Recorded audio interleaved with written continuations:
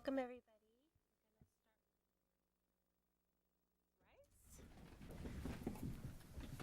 Salute and pledge. Pledge allegiance to the flag of the United States of America and to the republic for which it stands, one nation, under God, indivisible, with liberty and justice for all. Great. Okay, so we are going to start this evening by reporting out on our closed session. Our closed session item was conference with legal counsel, anticipated litigation. We had one case that was discussed, and we took action on the extension of the settlement agreement that was presented. Okay. So we're going to move to, if my computer works, there we go. The approval of the minutes. Can I get a motion?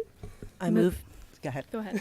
I move that we approve the minutes of regular meeting of January 23rd, minutes of the special board meeting January 17th, and there's two of them. There's two of them. Both Point 3B and minutes. point 3C. We have to do them Both individually? We have to do them individually. Huh? We have to do them Oh. individually. So C2. So minutes of the special board meeting January 17th, C3B, and then 3C minutes of special board meeting January 17th. Second? Second Second. on all three? On all three? Yeah. Okay. Any discussion? All in favor?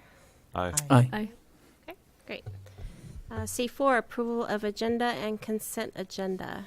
There is one change I need to make to the agenda, and that's to move item I8 under Measure U to right after the superintendent report of E2. Can I get a motion on that? I move to approve. I'll second that. Any discussion?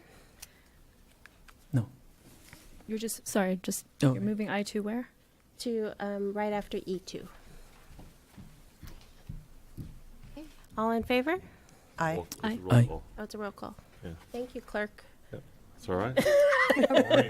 Are we just, excuse me, are we voting on the consent agenda or on, there were three things I wanted to pull from Okay. the consent agenda.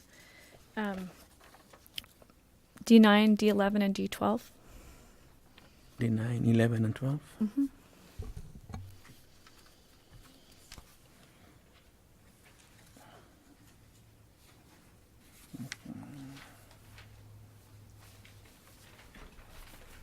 Okay, D9, we can move under business operations. D11, also under operations, and D12, okay, so all three under business operations.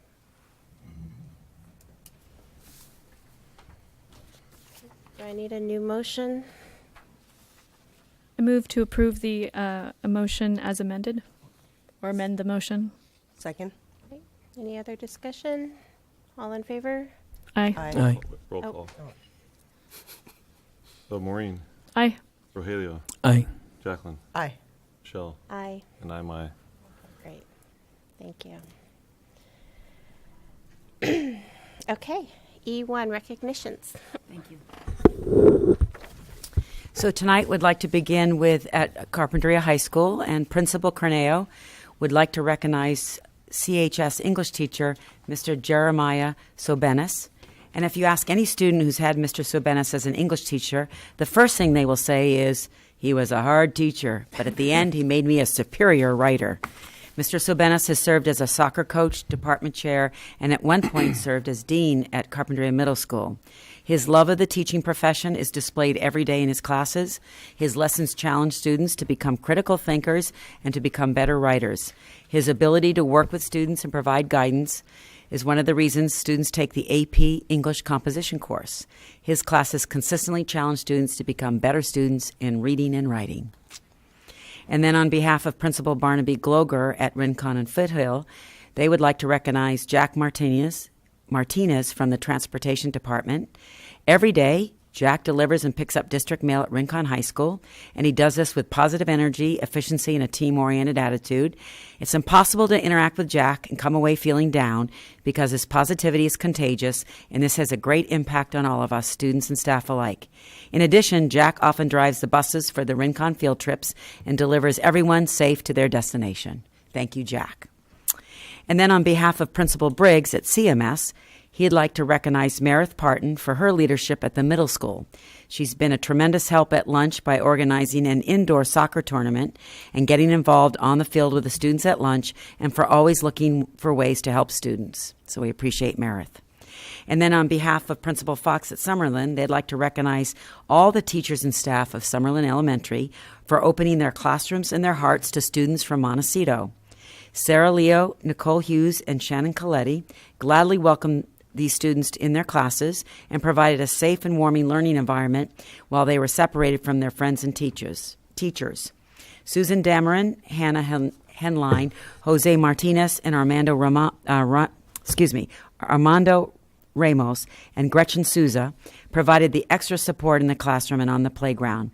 And Judy Holler made every parent and child feel welcome and a part of the Summerlin family as they entered the school. Thanks to the entire staff for making the students feel a part of the Summerlin family. Also on behalf of Principal Fox at Aliso, they too would like to recognize Jack Martinez. 2 recognitions tonight. For his outstanding contribution to ensuring that CUSD staff made it safely to and from Carpinteria each day during the 101 closure. Aliso teachers were lucky enough to have Jack as their bus driver, and each day they raved about what a wonderful job he was doing. Although he was working extra long days, he was happy and energetic and made their drive a highly enjoyable experience. And then at Canalino and Carpinteria Family School, Principal Pursoon would like to recognize Myra Juarez. She's our new school office clerk, and she's joined the team after winter break. She jumped right in and began organizing systems, serving students and families, expertly translating to provide access to families, among many other tasks. Everyone is thrilled with Myra's friendly demeanor and service approach, and we appreciate Myra. So thank you.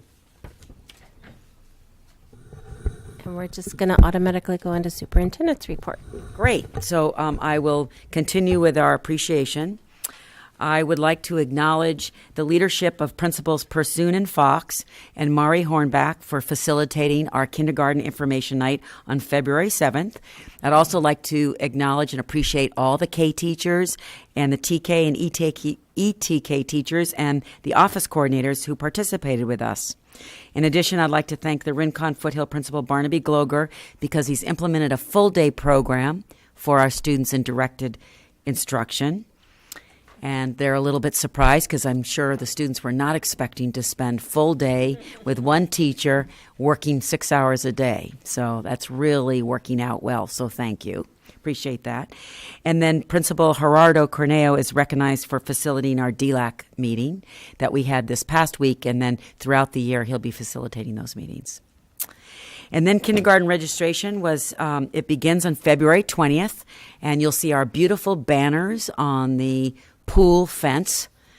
They will be placed there this week. And so to remind everyone to please register at the elementary school offices.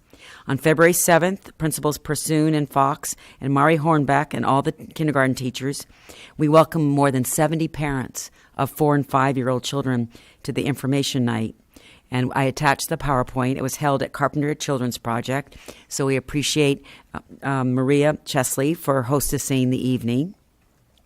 And to remind everybody that registration begins February 20th. It was very interesting that most of our parents were either K parents or ETK parents. So that was interesting turnout. And then I have wonderful information about student learning from each school site. So at Aliso, in the STEAM-powered Aliso Exploration Lab, students have been exploring and testing the 4 forces of flight: weight, lift, thrust, and drag, by designing various paper airplanes and flying them. After successful flights of increasing distances, the planes were required to take on cargo and make several flights in order to bring supplies to those deserted on an island. They recorded their data in a flight log, and these student pilots used critical thinking and problem-solving skills to engineer their own rescue mission to save the day. So a great lesson. And then in Catalino, their first grade students are creating animal books by writing nonfiction text.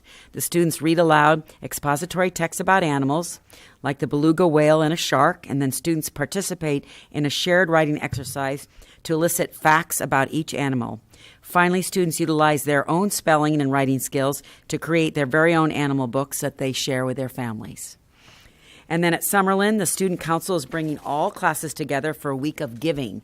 Members of the council will be visiting the lower grades and reading the Giving Tree and talking about what it means to be giving. And they're also facilitating a coin drive that will benefit the victims of the fire and mudslides. And we appreciate their philanthropy. At the middle school, 8th grade students are researching and writing nonfiction articles about natural disasters, particularly about the Thomas Fire and the Montecito mudslides, in an interdisciplinary English language arts and science unit of study. Grade 7 students are also engaged in nonfiction writing by researching a topic of their choice and either developing booklets, articles, or Google Slides using academic language for each of their text structure. And then at the high school, environmental science students engineered solar stills using everyday supplies to convert salt water into drinkable fresh water to mimic desalination. And one student was able to convert 50%. So I think some communities might be interested in them, right? The AP Biology and Anatomy classes enjoyed their visit to the California Science Center to view the human cadavers at Body Worlds. And then chemistry students are learning how different factors affect dissolving sugar when using their Bunsen burners and hot plates.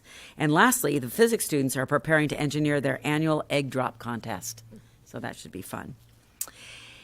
In terms of social emotional support services, I just wanted to remind everybody that every month our district mental health team, under the excellent leadership of our special ed director, Kirsten Escobedo, we meet to discuss supporting the social emotional well-being of students in our district.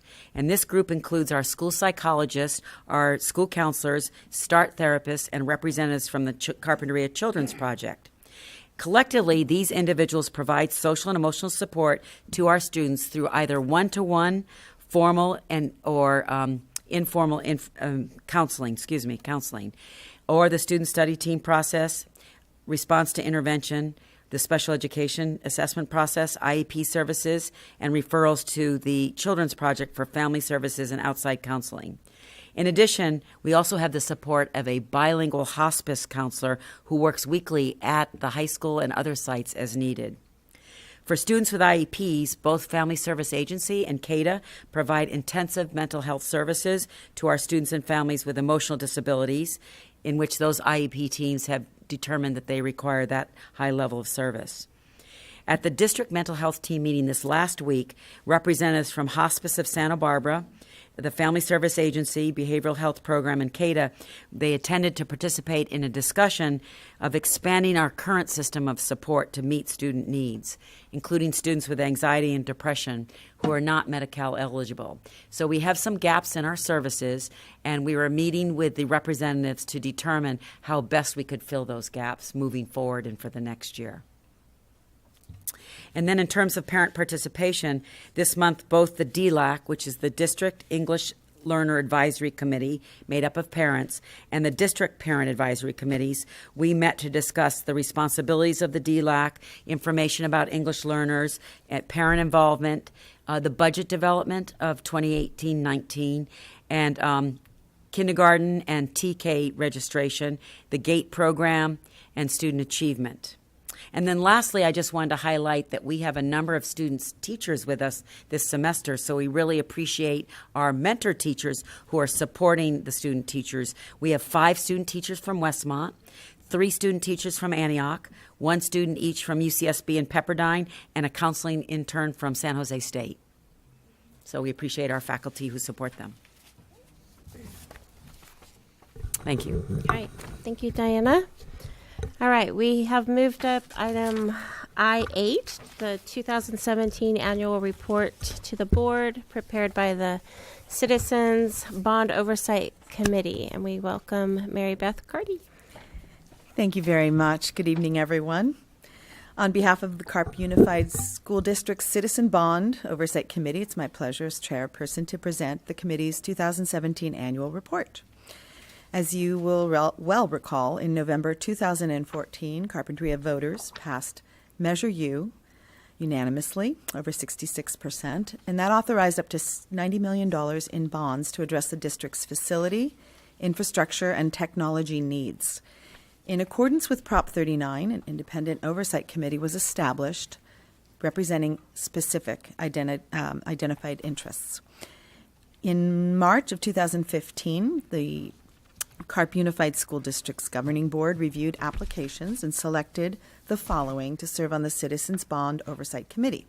And they are Aaron Lent, who's representing taxpayers' organizations, Christy Cooney, who is a parent and PTA rep, also serving as vice chair, Clyde Freeman is a business representative, and Manuel Wally Burquez serves the community at large. Paul Foley is a senior citizen representative, and Paul Patine is a community at large representative, as am I. And then additionally, in 2017, 2 additional members were appointed by the CUSD School Board, and they were Sally Green and Denver Compton. The committee is charged with verifying that bond revenues have been expended only for the purposes so described in Measure U. Over a total of 11 meetings since its first convening in 2015, the committee's been provided detailed information by the district's management and staff concerning Measure U progress and expenditures.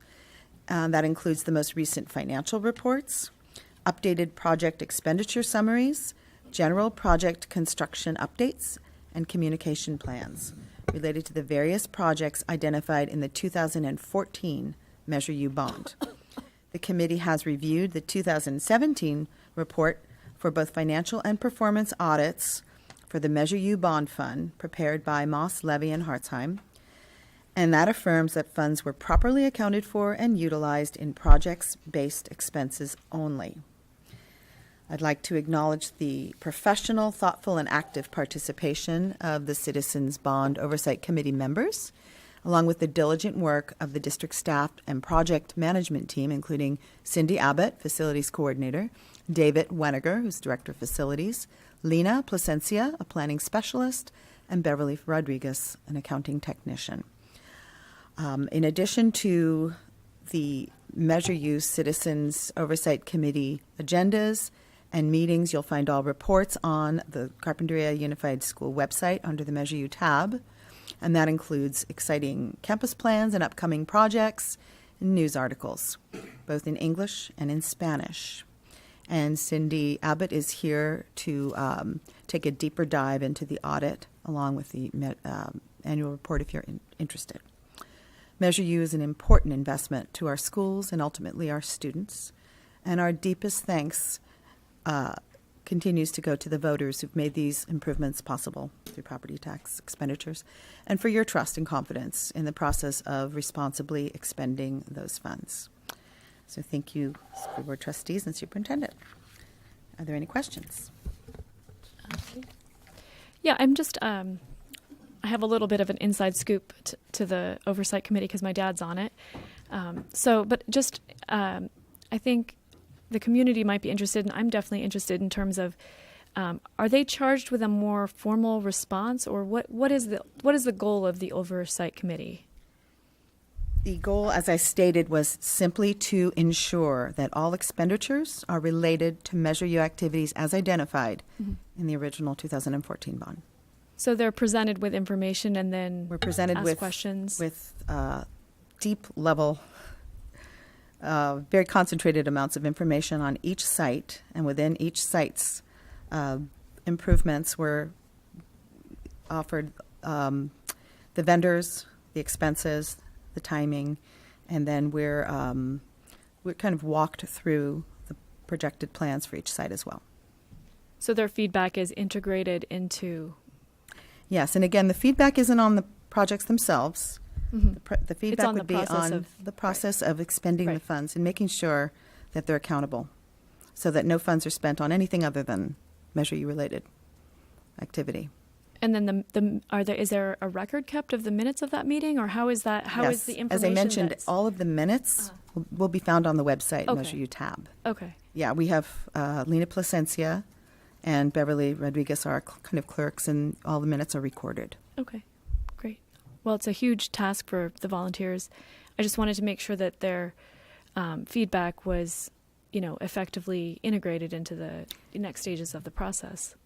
Yes, if there are any questions, they get answered in real time at those meetings, and those meetings are held quarterly. Right. David Weniger is there to deliver a full and extensive report of all projects, current and ongoing.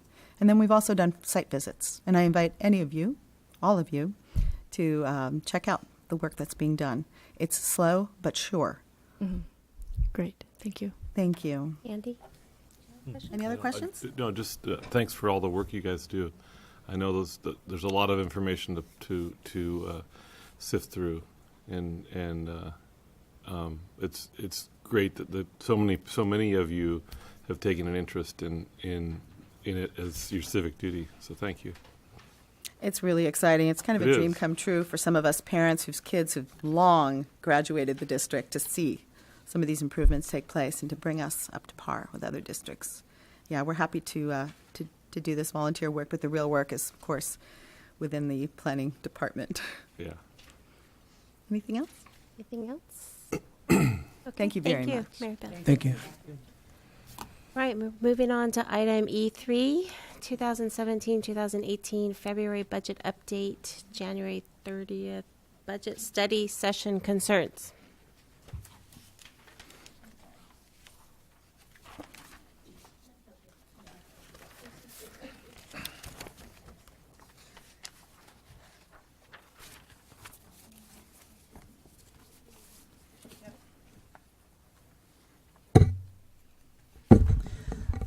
So this month's budget update is a reflection and kind of a follow-up of some of the concerns that came up from the budget study session a few weeks ago. And I want to point out before I dig in that I am putting all of the budget study session information on our website following the study session. It's there now, so anybody listening can access all of that information. I am going to be also posting all of these monthly updates so that there's all this information is available on our website. The two things that I'm going to cover in this overview are special education and the utilities. Those are the two that kind of came up as needing some information and some explanation. So I'm going to talk about special education, and this is a really small slide, so you might need to look at your handout. And there's a lot of numbers on here, and a lot of percents, and a lot of places. But what I'm going to focus on, and this is the same slide that was presented at the study session, with some additional statistical comparative data, meaning percent change from year to year, percent change in revenue, percent change in expense, and what those kinds of increases may be. I'm going to start by saying, and I mentioned this in the study session, that the 12-13 and the 13-14 year, the accounting in those years were done both in the general fund and in the special ed fund. And not all were accounted for in one place. You can see the big jump in the 14-15 year. That's because things were starting to move all in the special ed resource. And that's how it should be accounted for. And moving forward, that's how we're accounting for it. In the box about halfway down the page, and I don't have a pointer on this. I'll use the mouse if I can find the cursor. There we go. In this section right here where it says net change revenue minus expense, this is the change over the net change year over year. So within the box, you see the change in revenues, you see the change in expenditures, and this is the net change year over year. So you can see in 14-15, it's quite large because a lot of the costs came out of the general fund and into special ed. And then through 15-16, it normalized, which is about what you would see in a average increase. And then in 16-17, you see a positive number there, in large part because there was a large invoice handed to the district in the summer, closing the 15-16 books. So after the June of 16, Actually, I had just gotten here for like $184,000 for services, interpreter services. So that deficit is part of that number, and that's why that was a one-time bill, which was reduced in the next year because it became only that year's bill. In 17-18, you see it change considerable because this is the year we took back preschool, and this is where I'm going to talk a little bit about why that change is so big. I will also tell you that over the course of this year and beginning last year, there were a lot of areas in special ed that we were not compliant. And so there was a lot of things that had to take place going into this year, assessments, testing, and services and consultants that wouldn't have happened normally. And they'll begin to normalize as we catch ourselves up to making sure that we're compliant year over year. The box that's up here in the corner called Special Ed Preschool is the preschool portion of what 17-18 total special ed costs are. So the anticipated revenue was $244,000, and the cost is $411,000. So the cost to us to take it back is $166,000. And I will tell you that since doing this presentation and reconciling with the SELPA and the way the SELPA funding model is, that 244 is only 147. That's what I found out today, or yesterday and today, confirming with the SELPA. The challenge in that, and I'll explain that just a little bit. So when you take back a program, and other districts take back a program, the services that the SELPA provides may not have been reduced in total. So the remaining student population is now divided, it's a lower number, by the same cost. So while you may have had 10 students that cost you $200,000, you now have 3 students that they have to serve, which are severe mod students, mostly on the severe side, that cost you $100,000. So it's disproportionate. So you may have brought your program back, but the students that they've kept are costing you more. So the net change this year is over $600,000, $637,000. The box below that identifies what that 6 is. Some of it we've already presented at the October and the November update. So we have the net special ed preschool take back of the 166. We've had staffing increases of $305,000, and we've had contract increases of $166,000, and they're listed here. And a lot of those increases were IEP driven, were required under the special ed blanket, and we're watching them like really carefully, because if you don't pay attention to those special ed costs, they can really escalate fast and kind of get out of control. So that going back to the information that you just found out about, so that's like another additional $96, or it's a reduction in about $97,000 in revenue. Right. So that actual number is going to increase by that much. So what I'm working on now, and I explained this in the study session, I am working on the second interim, and I am looking for adjusting and recalibrating the entire district general fund budget. And so, I'm looking at balances, what we anticipated, is it going to get spent? What are we attributing that reduction in revenue to? So the way that the special ed preschool is calculated by the SELPA is, and we've only got the November update, which is based on last year. So they haven't even updated it for the 17-18 year yet. We won't have that till March 1st.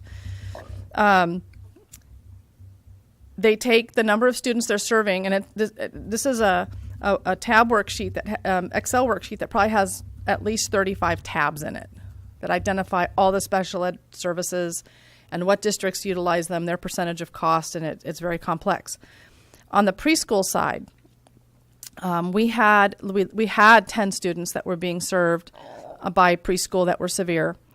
We took 7 of them back, but our cost only went down about $95,000 out of 207. because their cost didn't change. The denominator was smaller, so our share of cost was higher, which changed what we anticipated getting back from the SELPA as revenue. The second part of it is the special ed, the preschool specialists. We took all of them back, and that anticipated cost is only $147,000. So had we had both parts come back proportionate, we would have had probably more than 244, but it's the special ed severe that's costing us a lot of money because the denominator changed.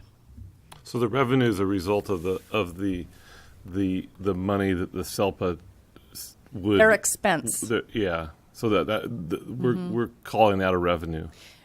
It, in a sense, puts money back into our revenue.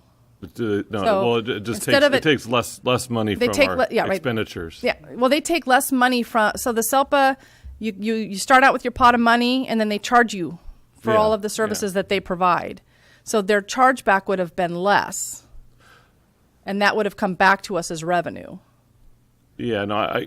What just confuses me about the special education thing is that it's completely underfunded. Totally. And yet the control of the system is completely out of our hands. Mm-hmm. Yet we're the ones left holding the bag at the end of the deal. Yeah, you would have been interested in my conversation with them. It's the most nonsensical way to run anything, because we have no control over really our expenditures or our revenues, and yet we're 100% responsible for both of them. Mm-hmm. I can't for the life of me understand how someone at a much higher level than we are doesn't recognize this and address it, because it's not just us, feeling the brunt of this. It's every public school. And it's not just California. No, it's nationwide unfunded. So the way I see it is that there's always going to be a deficit, correct? Oh, yeah. Oh, well, so Rogelio, our special ed revenue is about $300,000, and it cost us about $3 million. So the general fund kicks in the rest. And that is a mandate. You have no control. Now you can make sure that you're running a program that's the most efficient you can run, and you can make sure that the decisions being made in the program are sound and they've been thoughtful and they're required. You can do a lot of things to control what you're doing, but you can't stray outside of the special ed mandate. What's ironic though is that because we have a very good special ed program, Mm-hmm. and we have a fantastic director, Yes, and we do. have fantastic teachers. So what's ironic is the better we make our program, the more people are attracted to it. People will actually move here if they have Mm-hmm. severe needs children, which then impacts us even Right. disproportionately more. Which is really, it's nothing we're going to do about it. But I really wish some of our politicians would pay attention to that, because they obviously, some people at a much higher level have made special education a priority, and I think we all agree that it should be it's very important. But if it's like they're not putting their money where their mouth is, and I really think it'd be important. I think it's probably incumbent upon us as board members, local board members who are feeling the brunt of this, to write to our state assemblymen and women, mm-hmm. and our congressmen, and let them know that how unfunded and how disproportionately our local districts are feeling the brunt of this, because it's really tough, and it impacts the entire rest of our district. It does, and having done this for so many years, and the contribution word used to be encroachment word, and it used to have a lot of negative connotation to it. But these are, I like to look at it as our obligation to serve these kids, and it is part of our core program. So yes, it's underfunded under the special ed mandate, but it is still these are still our kids that need service, and it's our obligation to do it. And if we didn't have to report in a separate fund, you wouldn't be paying much attention to the cost of per student. we would be serving them, and it would be part of our regular budget. We have to separate it, which makes it look very bad, like this big, huge contribution. But it really is just an obligation to serve these kids and their needs. And a lot of the laws are a result of them not being served. So it's kind of one of those, it's a perspective issue in my opinion. And I think that we do a really good job serving these kids, but we also, I think, do a really good job making sure that we're being responsible with the money. And I think that's the key, making sure we're identifying the right services that serve our students. Which you will find out in the next page. So I think that's good to put the analytic up, because the question we asked ourselves is this typical with all districts? So we have I was analytics. just thinking how, let's say, Santa Yes. Maria or, Right. or Ojai, how they handle it. Just to throw my hat in quickly Yes. with the kind of, if you look at sort of like a community-wide cost-benefit analysis, the cost of intervening, the sooner the better, is actually, if you look at prison, if you look at all sorts of different pipelines and networks, the cost of funding preschool, TK, early TK, kindergarten, you get the most bang from your buck, not only with special ed, but across the board. So I think as schools, we have the distinct privilege of getting to work with children at an early age. And I think this, if you don't like the cost, or not if you don't like, but I think that the money is best spent on the earliest interventions at the earliest times. And so, I think it's a great thing that they've passed TK and similar things, because better to give kids an opportunity with a special ed program when they're 4, rather than the only thing you have to offer them is, a 30-year prison sentence when they get, and there are analytics that tie those two things together. So at the study session, I did mention that we were going to be ordering from school services the CADI and the SABRE, and these are reports that do comparative data studies with like groups of districts, both geographically and size and type. And so this is the CADI, which is the comparative analysis of district income and expense, and this is a geographic comparison. So there's a more detailed page, I believe, that you have in your packet that shows you the districts that were compared. But when it comes right down to our district per ADA, we are actually lower than not just the comparative group average, but the statewide average. So we have a very good program, and while it looks like we're spending a lot, we are managing our costs pretty well. Is that $7,000 figure for? Oh yeah. That's what the rest. Oh yeah. That's what ADA schools are spending. Yeah. Mm-hmm. Yes. Mm-hmm. Really? I mean, that's more than half of typical Yes. ADA. Yes. So I have been in a district that had a 30% population of students in special education. Huge. So when you think about your total budget, so the nature of special ed is the proportionate number of students you have to your whole population, and it can skew the numbers. But we are the lowest in that comparative group. So I know we keep talking about state preschool, and it's something that happened before my time here. Could somebody just give like a 1-sentence explanation of what changed and why? With state preschool? Yeah. You're talking about special ed preschool. Oh, I'm sorry. The switch. We keep talking about the switch, but I don't think, it was before my times, and it hasn't been on my radar. So just to understand that. Well, so historically, the counties run the special ed preschool program. About, was it 4 years ago? It was considered. I think we considered it 4 years ago, taking the program back. About 4 years ago, Goleta Union took theirs back. Took theirs and then back. It started And then the cost projections were going to go up significantly, and Just for special ed preschool. Okay. and the special ed director at the time felt that we could save money, but there were some issues, so we postponed that for a year, and then we did take it back because the projections that the county had given us and that we were using for our budget still showed that the district was going to save significant money. And then the county didn't, because they obviously the buck doesn't stop with them. They didn't really project accurately, and they didn't tell us that their projections weren't accurate until the money had been spent. And by that time, we had already taken it back. And so our share, our savings, which goes into the revenue side, was not as much as we had originally projected.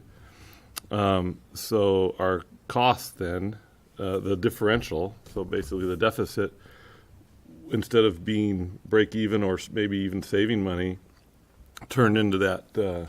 What year was this? I think it was 2 years Took it ago, back 3 years last ago. year.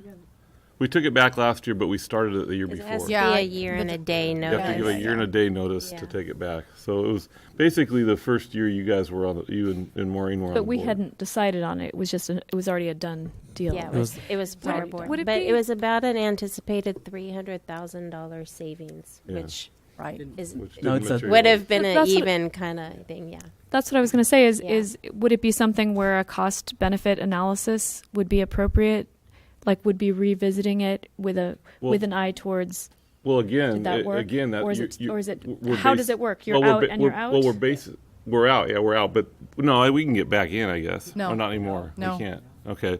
But the Oh, problem is that so many schools, like Maureen was saying, so many schools have opted out of it that that denominator now is so small that the cost is right. Well, it's a moot point if we can't get back in. There's no point in Well, analyzing. but it whether wouldn't. But we would actually cost us more probably to Okay. get back in. Well, and I will tell you that the SELPA does have a funding model committee because it is a funding model that did not really change its theory with AB 602, which is like 20 years old now. So there's little work to do at the SELPA funding level, but it's not going to change this. We're in, we have it. This is the reality, and we kind of just accept it at this point. How much of that cost is transportation? Is it in there? think you can see it. Okay. Is it not in there? No, it doesn't have the transportation identified for special ed. I'm just curious because I know, like, if there's a student who needs special services, but our district doesn't offer that, then we transport to another district that does, and then there's a contract with that, right? So that's an anomaly because you just don't know. It what you- is. Yeah. And we okay. do transport some preschool students up to Santa Barbara and south also. We're able to do those with our vans and with our current drivers. So, yes, it is additional cost, but we're doing it within our own unit. The other question I had for this analysis, I really appreciate seeing an analysis and kind of a wider group to kind of, it's helpful, I think, to kind of understand these numbers. What I wonder from the statewide average, two questions from this little graphic here on page 3 is whether, can you isolate it out to basic aid districts? No. Okay. And then also statewide, does it give you the option of figuring out what percentage is pulled from the general fund? Because I'm kind of curious about that. So the comparative does not determine where the money came from Okay. because every SELPA funds differently Right. and has a different funding model. Every district has a different tax base. Every district has a different proportional share of special ed. So it's very hard to do that kind of comparative data. So the best kind of comparative data is your expense per pupil, and that's really what's in the caddy. Well, a $4,800 difference in ADA. Yeah, so it is kinda all over. Significant. I mean, that's that. No, but I mean that we're spending 1/5 the state average. I mean, it's. I mean, I'm shocked actually. Because I think our expenditures are high. At least the encroachment is high. But like I presented in the study session, you can have two non-public school students that turn that $1,500 into $4,500 or $5,000. So you can have one event or two events that really change that factor. It's just the nature of special education. So the other analysis that I did for you was utilities. I took the data out of the caddy also. And we are, for our comparative geographic area, number 1. We do spend $311.43 on utilities per ADA. This data is from 1516, so the CADI is, when you do the geographic comparison, they have not gotten all the 1617 audit information in. And so we looked into that. We explored why that is. And I did this slide to try to break down, and this wasn't not easy, the difference in our local water agencies, because the reality is our usage isn't really an inconsistent factor as much as our water costs compared to others. And you can see Carp Valley Water is who we get water for, with the exception of Summerlin. They're in Montecito. Slide 5. And Carp Valley Water has several different components to their bill, which the other water districts don't have. Both Goleta, and it's not on this slide, I missed it, both Goleta and the city of Santa Barbara do have reclaimed water at a reduced price. Santa Barbara Unified's practice is to only water the schools that have access to reclaimed water, with the exception of the playfields. So they're not watering any hardscape unless they have reclaimed water at that site available, and it's not available at all of their schools. So Carp Valley Water is just a lot more expensive than the other water districts. And on slide 6, you'll see how that plays out in our budget. I've listed the agency that we receive our utilities from for natural gas, electricity, water, waste disposal, and our property tax. We do pay property taxes. I'll also let you know some of the increase in 1718 is due to the waste disposal. We did have a significant rate increase this year for organic waste recycling, which is from our kitchens, the food. We were paying a discounted rate because it was a quote-unquote pilot program. It is now mandate, and so their rates came into permanent effect, and it was like a triple rate increase to do that. When was that? Was that the one when we were all talking about the trash? It went in effect October? in March. March. Okay. Last March? Yeah. Okay. Yeah. So this is a 4-year look at our utility costs, and you can see year over year there's not a whole lot of change except for the 17-18 year, and a lot of that change is due to the waste disposal increase. So our usage is pretty stable. The rates have gone up on almost all of our utilities, and we do watch that. So where it says percent of budget, what does that mean? Percent of the total 104 budget? Okay, so the percentage is the percent increase year over year. It's not the percent. Oh, the percent of budget is how much we've paid to date. Oh, okay. So that's the bills we've paid are the percent of the budget we've paid to date. And the way that utilities come in, we have some utilities that have been paid through November, and some who have been paid through December. It depends on how the bills come in. And then the percent between each year is the delta change between years, year over year. I'm just thinking out loud. Do municipalities, like school districts, between school districts and water districts, is there ever like lowered rate agreements? The other question is, I know that Carpenter has like agricultural water rates, and a huge percentage of our expense is probably watering the fields. Do we have it tiered? Have we ever tried to get ag rates for the fields? We have, yes. So Carp Water does have an irrigation rate that we do pay when we water our fields. Those meters are metered for irrigation. We do pay the almost all of these districts have a school.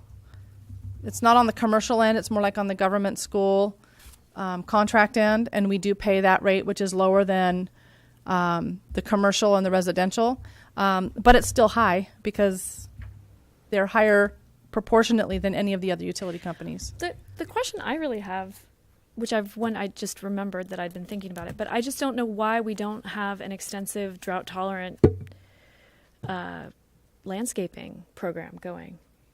You know, because we never got out, Santa Barbara County never got out of the drought. And, you know, I go to some of the campuses and there's these, you know, I understand that for practice fields there's a need for that, but so much of our landscaping, I really feel that there could be some drought tolerant, and there's programs and rebates countywide as well. So I think that looking at some cost savings in terms of that is just kind of a no-brainer. So almost all of these agencies have, you can see on Montecito, they have a WSE, which is a water shortage emergency charge. All of these agencies are charging drought rates.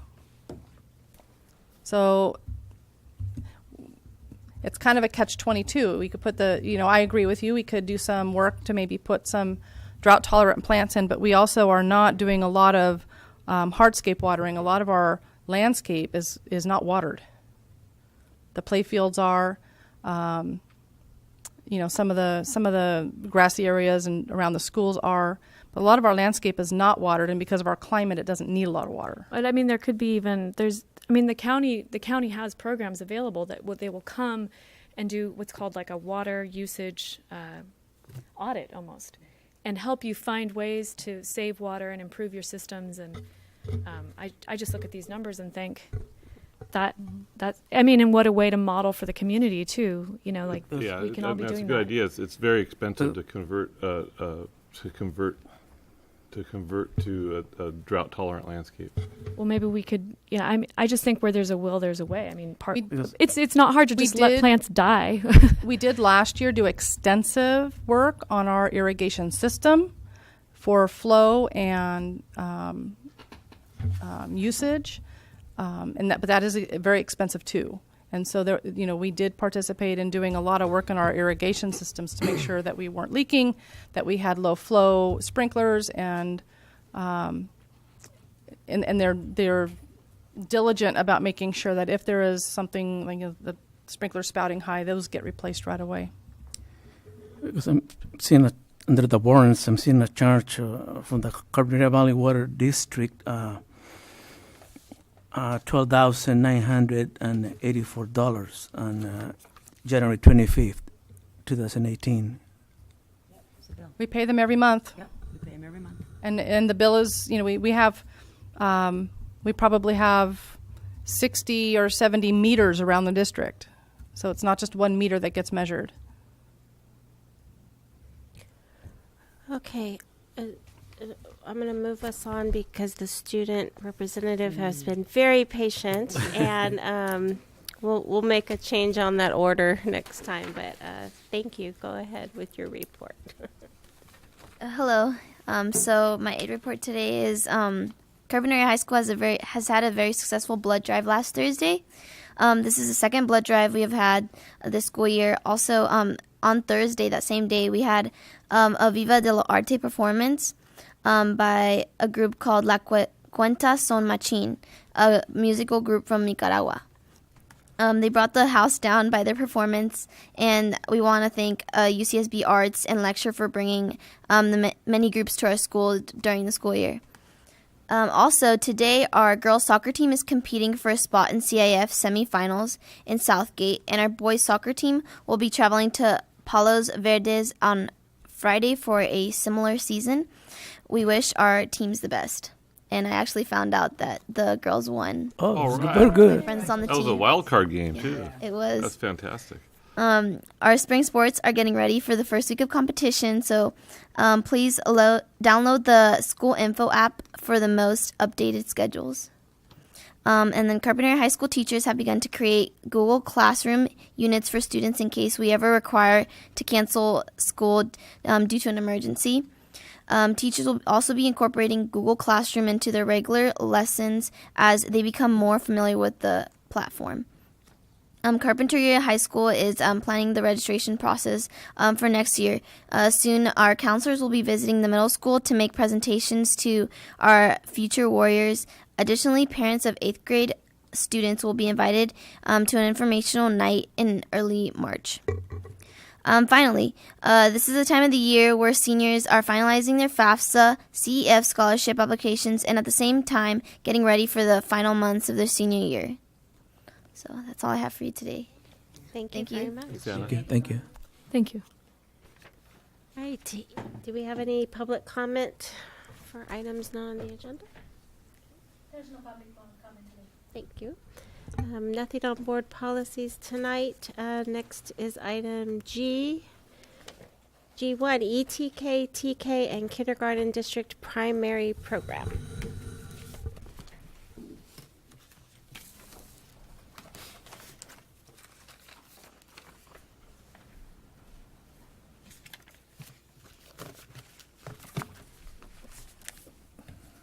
Yes, would you be kind enough to go to the third slide because the slides are not in correct order? Yeah, we'll start there. Okay, so currently in our transitional kindergarten program, we have 54 students in 3 classes, of which 19 are TK and 35 are ETK. We have 1 class at Aliso, 2 classes at Canalino, and we have 3 teachers and 3 instructional assistants. The class sizes range from 15 to 19 students. The instructional day is 8:15 to 1:15, which is the same as K. And I just want to remind everyone that that's required by Education Code, that if you offer transitional kindergarten, it must be the same length as kindergarten day. And then the cost of this program is that the 3 teachers are approximately $306,000, the 3 instructional assistants $90,000, so it's totaling $396,000. And then as part of the work, we'll go back to the first slide, please. Yes, no, the second slide, thanks. Okay, so this is the current data that the teachers collect, and we all agree it's not the best assessment data, so we will be looking at different assessment tools as we move forward, but this is the information we have. And the first set is letter identification, number identification. It's the growth, percentage of growth. And, of course, you're trying to identify 26 letters and numbers to 20.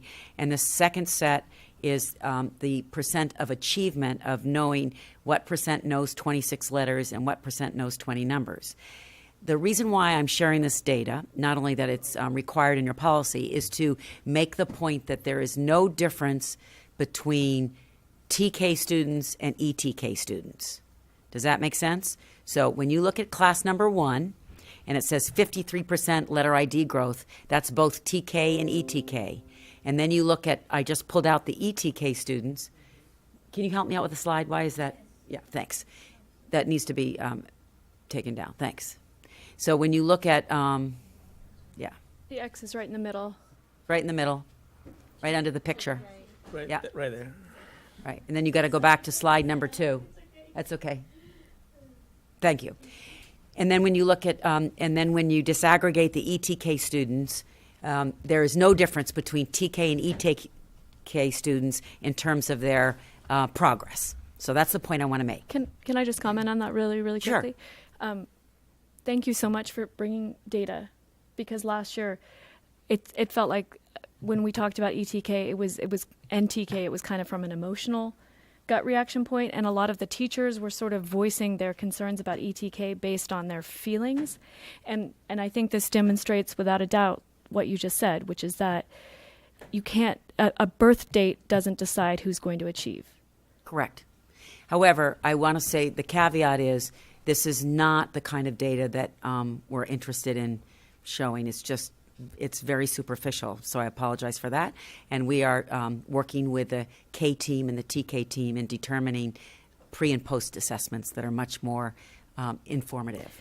This is this is an itty-bitty slice. But at least it's information that we have. And just because I didn't understand this at all from Yes. the report, you're saying letter ID growth means like we showed them letters. They knew what at the beginning of the year they said, oh, they didn't know which letters. We showed them letters at the end of the year, and they improved by 53%. Right. Same with number IDing, letter IDing, and number IDing. Yeah, let me explain. I can give you a great example. Achievement, okay. Okay, so let's take class number 1. Mm-hmm. So the average kids they made 53% growth. So it doesn't matter where they started. So let's say I come in and I know 10 letters. By June, I knew 15. So Okay. 50. That's So the it's 50. an extremely rough Yes, it's very, yes, it's at the very surface. And then achievement Achievement is at the end of in June, 50% of the students knew all 26 letters. Okay, got it. Okay, that was the growth. I mean, that's 50% knew all 26 letters, and 18% knew all 20 numbers. My whole point about is not the content or the assessment. The whole point of the slide is to demonstrate clearly there is no difference between ETK and TK students when it comes to letters and numbers identification. That's the only point I want to make. I mean achievement. Pardon me? Achievement. Yes, Achievement. letter and number identification. Yeah, okay. It's pretty straightforward, I think. Okay, so now let's go to slide number 4, kindergarten. So currently at kindergarten, we have 2 classes at Aliso, 4 classes at Catalino, 1 K1 at CFS, and 1 K1 at Summerland. So we have about 173 students currently. Projected enrollment is around 180 students for next year. Our class sizes range from 24 to 26 in Catalino, Aliso, and that's our concern, is that class sizes in kindergarten are too large in our district.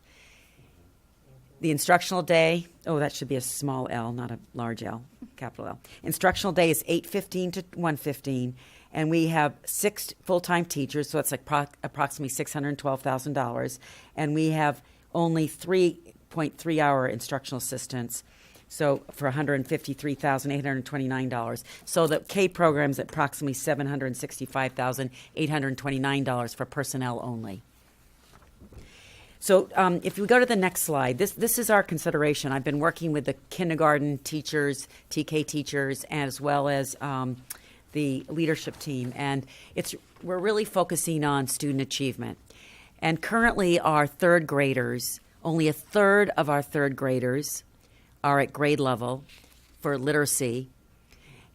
The good news is, however, by the time they get in 5th grade, it's close to 50%. So that's a 20% growth, which is fabulous. Unfortunately, our students stay there. So we're hoping and thinking that if we can boost that third grade achievement higher, then we have a better chance. Like if this was closer to 50% and then the 5th grade was closer to 70%, then by the time kids are leaving 8th grade, we have 75 to 80% of our students at and above grade level. And in addition, our redesignation rate is way too low for EL. And just as Maureen indicated earlier, the earlier you can intervene, the more successful our students will be. And part of our LCAP and district goals is to increase the English language arts achievement and redesignation rate. Now, we've improved our practices, our instructional practices currently. We now have designated ELD instruction, so we have explicit, intentional instruction for English language development, 30 minutes a day. We also have intervention for reading and writing at the early grades. We have intervention software for our students, and we're piloting a new English language arts curriculum across all the elementary schools. So we've taken some very serious steps in terms of our instructional practices. But our infrastructure needs to support our teachers and our practices, and it is not reasonable to have class sizes at kindergarten and TK at 24, 25, and 26 students. So we've been working these past couple months to figure out how can we think about supporting a smaller class size in kindergarten. So this is what we've been thinking about, so I wanted to have a discussion with you and make some recommendations. We looked at next year's projected enrollment, and we know a few things. One is Aliso is going to have less staffing needs at the upper grades. So we can take one Aliso teacher and move it down to kindergarten, because next year we will need 3 kindergartens at Aliso and we will need 5 kindergartens at Catalino. Also, we have currently 3 TK classes. We believe that if we reduce it to 2 TK classes, we want 1 at each site, because part of the support for students is that when you enter TK, whether you're TK or ETK, you need to be at your school of residence because you're learning all about the campus. And that's part of the orientation when you're young to be invited to be at a school. So if we were able to reduce the TK and K class to 20 to 1 and the kindergarten classes, add full-time aides and a full day, and it would be full day of instruction. Because part of the conversation is going to be a larger conversation in equalizing instructional time across all elementary schools so that all students will be attending school every day, 8 to 2:30, Monday through Friday, with one early release on Wednesday, would be 8 to 1. And so we'd like the kindergarten and TK to match that schedule. So you think about kindergarten and TK will match the schedule. It'll be full day all week except for that early release. And then we have one TK class at each school site, and then we'll have smaller class sizes in kindergarten. What that means is that we'll have to take the current allocation of instructional assistants at each elementary school and move it down to kindergarten, because we want this recommendation not to add more budget increases for our budget proposal. So we currently have allocated in your handout, if you take a look at the narrative, you'll see on page 3, 3, we have current allocations of instructional time, unrestricted and restricted. So we can use the current instructional aides to be moved to kindergarten, and then there'll still be some additional aid time to work in the upper grades as well as to do the recess duty and support the safety. But it will mean that we have a full-time instructional assistant in both TK and kindergarten.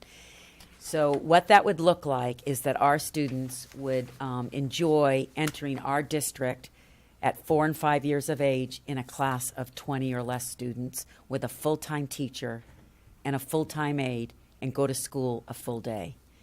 We are hypothesizing that that will significantly influence the kindergarten's achievement, the kindergarten students' achievement by the end of the year in terms of literacy, language development, and math, math concepts.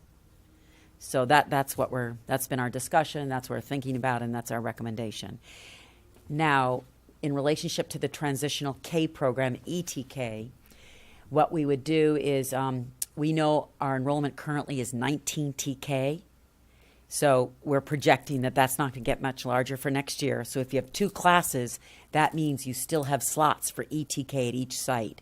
So we recommend that that we change our board policy to reflect only 2 TK classes, that we have slots available for ETK, and that the way that the teachers wanted to fill the slots, because I've been working with the teachers, they recommend that we fill the slots with the children who have priority with the birthdays in December, January, and February. You know, the ones closest to the cutoff. That you start with that be given the priority. So we are pleased that we're able to support both TK and ETK at their school sites. So that's what we're thinking about, and that's been our discussion. Is there some concern? I'd be concerned about the ETK with that long of a day, and it's a young 4-year. We're gonna have 4-year-olds in there. Sure. So I will let talk about 3 and 4 and 5-year-olds being in full day. Yeah, programs. the 4s kind of outgrow nap anyway, so it may be a little rough in the beginning, but they will definitely acclimate. Okay. Yeah. Mm-hmm. So, but I think you bring up a good point in which it's really important that the TK program is not a kindergarten program. So it's really focused on developing listening and speaking skills, communication skills, social, emotional learning skills, collaborative skills, learning about your family and your environment around you, learning counting skills. There's playing. Oh, yes. That you really learn through some playing. But you also have academic instruction as well. But it doesn't take the place of a kindergarten program. But I think in the first month we'd recommend that for transition, for the transitional K, is that we still go to the early release. Like when you first come the first month of September, and you gradually move into that full day. Mm-hmm. But I've been in a number of programs in which children are very successful in a full day program. Well, I'm sure some are, but I'm just, my concern is if those that aren't, you know, and the ones that take extra attention are then taking resources away from. Well, that's actually the beauty of the TK program. Like, for instance, this year there was a kindergartner who was age ready for kindergarten in Maisie's class, and for whatever reason it wasn't a good. He was having some issues, and so they offered him a spot in TK. Mm-hmm. And so it's really, that's the beauty of the 2-year kindergarten program, is that it allows for, and it also, we still have the flexibility of letting kids into kindergarten later, or letting kids into TK a little sooner. So you have this 2-year spectrum of maturity that you're offering the students, and you're really creating the best fit for the child, which is pretty amazing when you see it. You know, like my daughter's birthday was in February, and she was ready to start a more academically rigorous education, which wasn't available until that year, and she has just thrived. And like, we got the letter from Leah Boyd, her daughter was in the same place, her birthday's in March. I think having that confidence for both our daughters also made us confident about entering the DLI program in kindergarten. So it's really a beautiful program, and it's unfortunate that it's so new that not a lot of families and parents have gotten to take advantage of it. Although we did have more than 70 parents at our evening, and most of them were ETK. Well, and a lot of parents that's supported actually us. But how many will actually get into the that's my concern, is that early TK?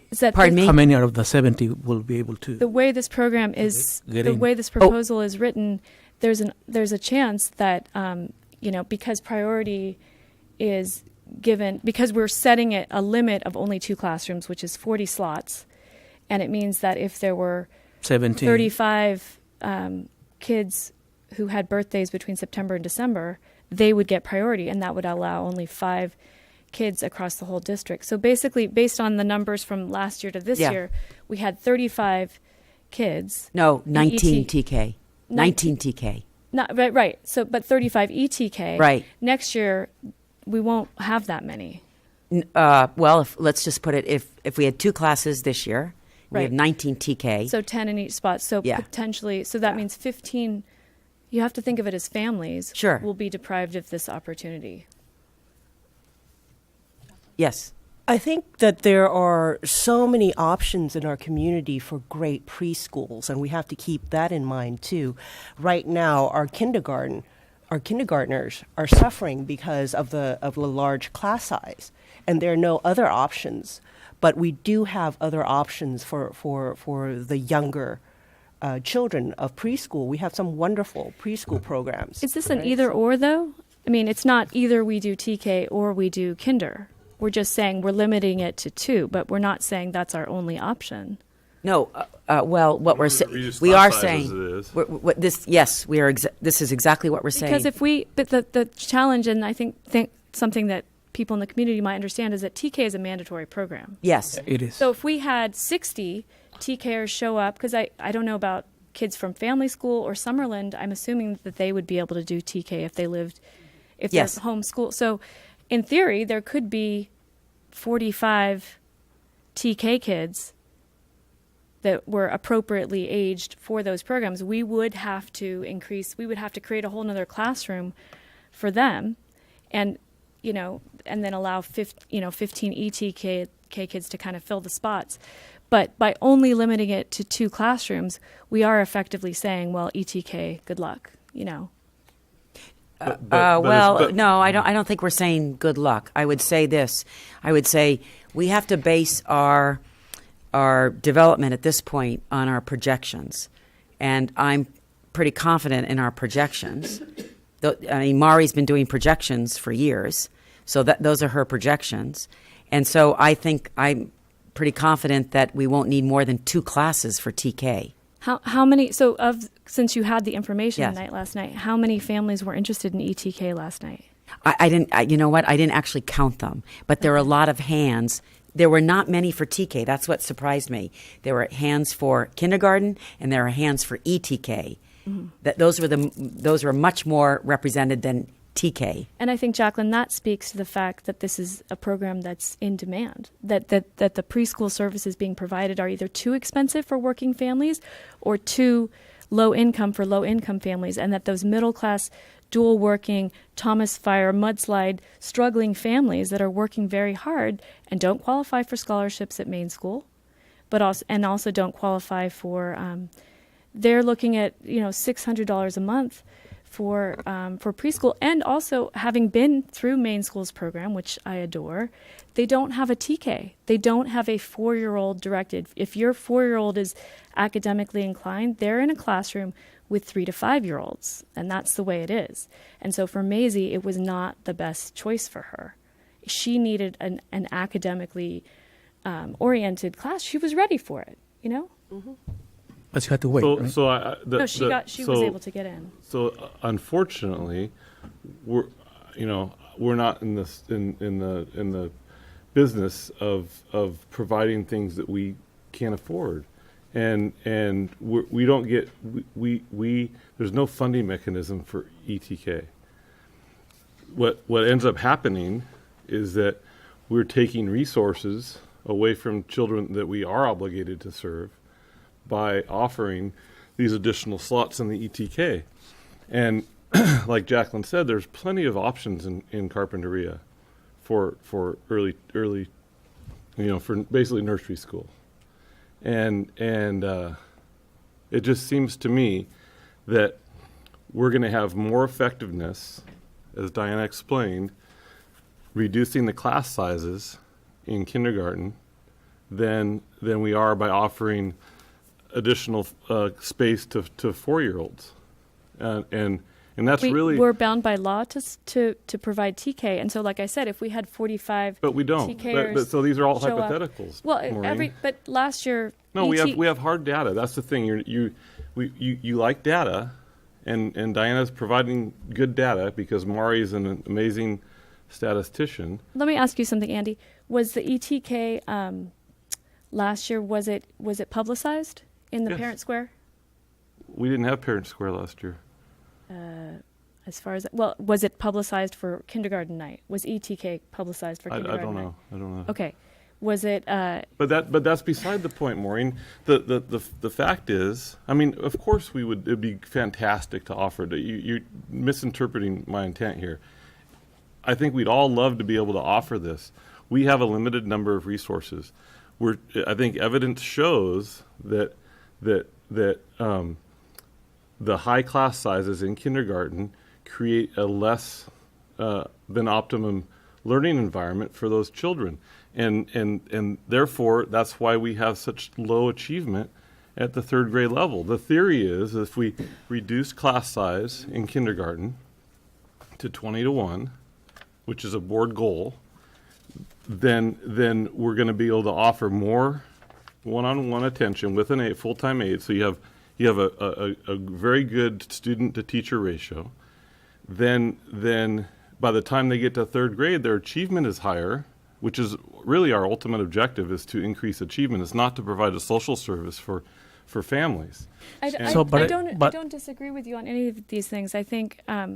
Sorry, Roger, you should speak. Yes, briefly. So what I'm saying is that this was probably a miscalculation by the district What, a miscalculation?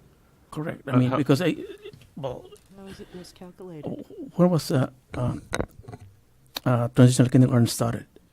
It was a state law. It was The a state law that was state passed law 2 that was years ago. passed. Okay. It was the Kindergarten Readiness Act of 2015. The early the extended transitional kindergarten is an option. There's funding for that if you are a ADA or an LCFF district. So districts like Santa Barbara, like Ventura or Oxnard, who get paid based on the number of students in the district, they get paid for that. So it makes sense for them to offer that program. As a basic aid district, there's no funding. Funding mechanism for us. That change actually affected the district. Hold on. There's no funding for any of our K through 12 students specifically. So No. The state There's a law law. the state law mandates that Maureen. we do TK for 4-year-olds who have birthdays within a specific Exactly. age range. The kids that are born after December 2nd, an arbitrary date chosen, It's not arbitrary. if we were ADA funded, the state would reimburse us for them. We're not ADA funded. We're basic aid. So we have to, by law, we have to provide TK for 4-year-olds within a certain birthday.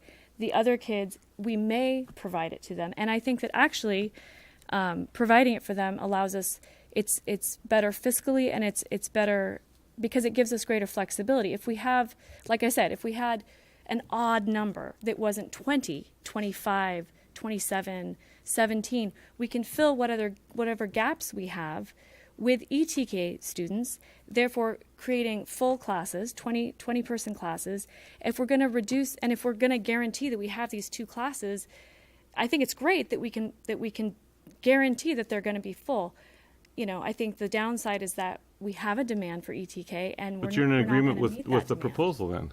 Excuse me? You're in agreement with what she's proposing. I'm in agreement with great parts of it. And I didn't want to interrupt from Diana. I didn't know if you are you finished with the presentation, because I have some kind of larger points that I wanted to make. Sure. Oops, excuse me. My main point being, and I think Diana has actually brought this up before, which is that it's not best policy practice to have something proposed and the need to vote on it in the same meeting. We're not voting. Okay. Okay, it's just a presentation. Then what I would like to see is just this policy as it's revised in the TK policy. I hope that will that be coming to the policy meeting? Yes. Okay, great. So we'll have a chance to really dive in, and because there's some detail and minutia that you know, if anyone wants to give feedback on that to Roger, we're working on the policy subcommittee. The other thing I was wondering about in terms of policy was just with the extended day kindergarten. It appeared to me that there was, and I made copies for everybody. I couldn't tell exactly from our AR around instruction whether some sort of resolution was needed to it says the governing board declares that the extended day kindergarten program does not exceed the length of the primary school day. The extended day kindergarten, blah, blah, blah. I didn't know if we needed to take some formal action as a board to create the extended day kindergarten. You can pass that down, Roger. There's a So copy for everybody. when we redo Yes. the TK Yes. policy, we'll Yes. do the Yes. AR. Yes, we So- will we so- will redo that. So that's a policy piece that we might Yeah. want to look at in a future meeting. And then, aside from my disappointment that ETK spots may get lost, on the flip side, you know, maybe they would get gained. So I just think that, you know, we're providing 40 families with this great opportunity, period, and that's really, really helpful. I wish that it was as it is this year, which is 60. And I wish that we would stop seeing it as this kind of in the same vein of special ed, where it's like, oh, this great cost, when really the cost of any kind of early education interventions of any kind are just the cost benefit far outweighs the expenditure. And last, just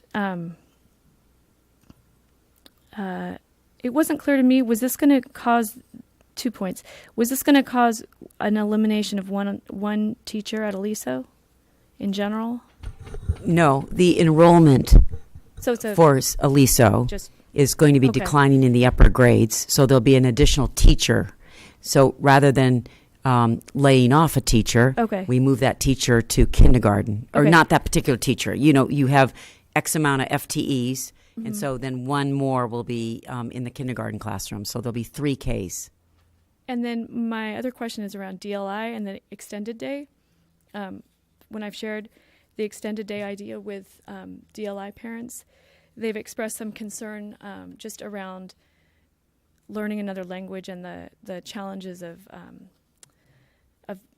you know, just if how that might affect the school situation. So I'm just relaying that on, that there's some and then my other question around DLI is if we need to examine this within the DLI program as well, because because it was a pilot program this year, do we have any plans to extend it further? What if we have 75 kids that want to do DLI for kindergarten next year. How is that going to, and in terms But of it was- staffing, It was subject to yearly review, the dual language. right, and that would affect When our they- when they- staffing. when they pass it- As we're looking at staffing and, increasing these things, I think if we're thinking of maybe adding another DLI kindergarten, that needs to be a piece of what we're looking at too. So I think that's a different agenda item, which we'll definitely put on so we Okay. can discuss it, because we can't discuss it since it's not. Right. Um, That's just my concern yeah. around DLI, that But- DLI, all I'm saying is I Yeah. think DLI should be a consideration. But I think we have a current policy with a limit of 2 classes for DLI. But I'd have to relook at that. Okay, So- I don't remember. Okay. So I just wanted to put my 2 cents in about the proposal. So I'm so thrilled about the plan to have 20-to-1 and 6-hour aides at the kindergarten and TK. I think that has been one of our priorities for as long as I've been on the board, and even prior to when I was on the board, because research tells us, again, early childhood, right? We put the money there and it saves us in the long run. I totally agree with everything there. I think that the limitation of the ETK spots is a good compromise, that we're still kind of honoring the wishes of families who may want to embark on it, but it still falls within us providing the classrooms that are mandated by us. And so I think that for at least this time, that's a good compromise. So we can't do it all, so that gives us kind of the best of both worlds that we can provide. So are we looking, you're not looking for any direction on this, right? It's just, Well, I mean, we're looking for your feedback, okay. but the decisions will be made in our budget conversation. Okay, so this will be an ongoing conversation at our budget study sessions. And then the policy, And then the the nitty gritty policies. language stuff. Yes. Okay, so if people have specific things that they were looking at, they would contact you, I guess, and just Sure. And Okay. then we're going to be meeting the third week of February. Right. Right. For the policy subcommittee. Yeah. And we will talk about the TK policy and the primary program policy that relates to full day K. And then we'll bring it to the board for the first reading and then a second reading. Sounds good. Perfect. Thank you. Okay, thanks. I'm sorry I misunderstood that. So Okay. Okay, so we're moving on to item number H, which is business operations. I do have a note to add 3 items from consent, but we're going to go through the ones that are here first. So let's start with warrants. Make a motion. I move to approve the warrants from January 17th through February 2nd, 2018. Second. Okay, discussion? Okay, all in favor? Aye. Aye. Item H2, resolution number 18-815, Cal OES. Is that Office of Emergency Services?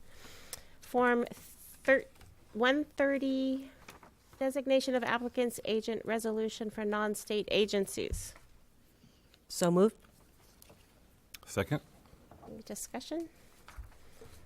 All right, sorry, I'll- I'm just trying to find it.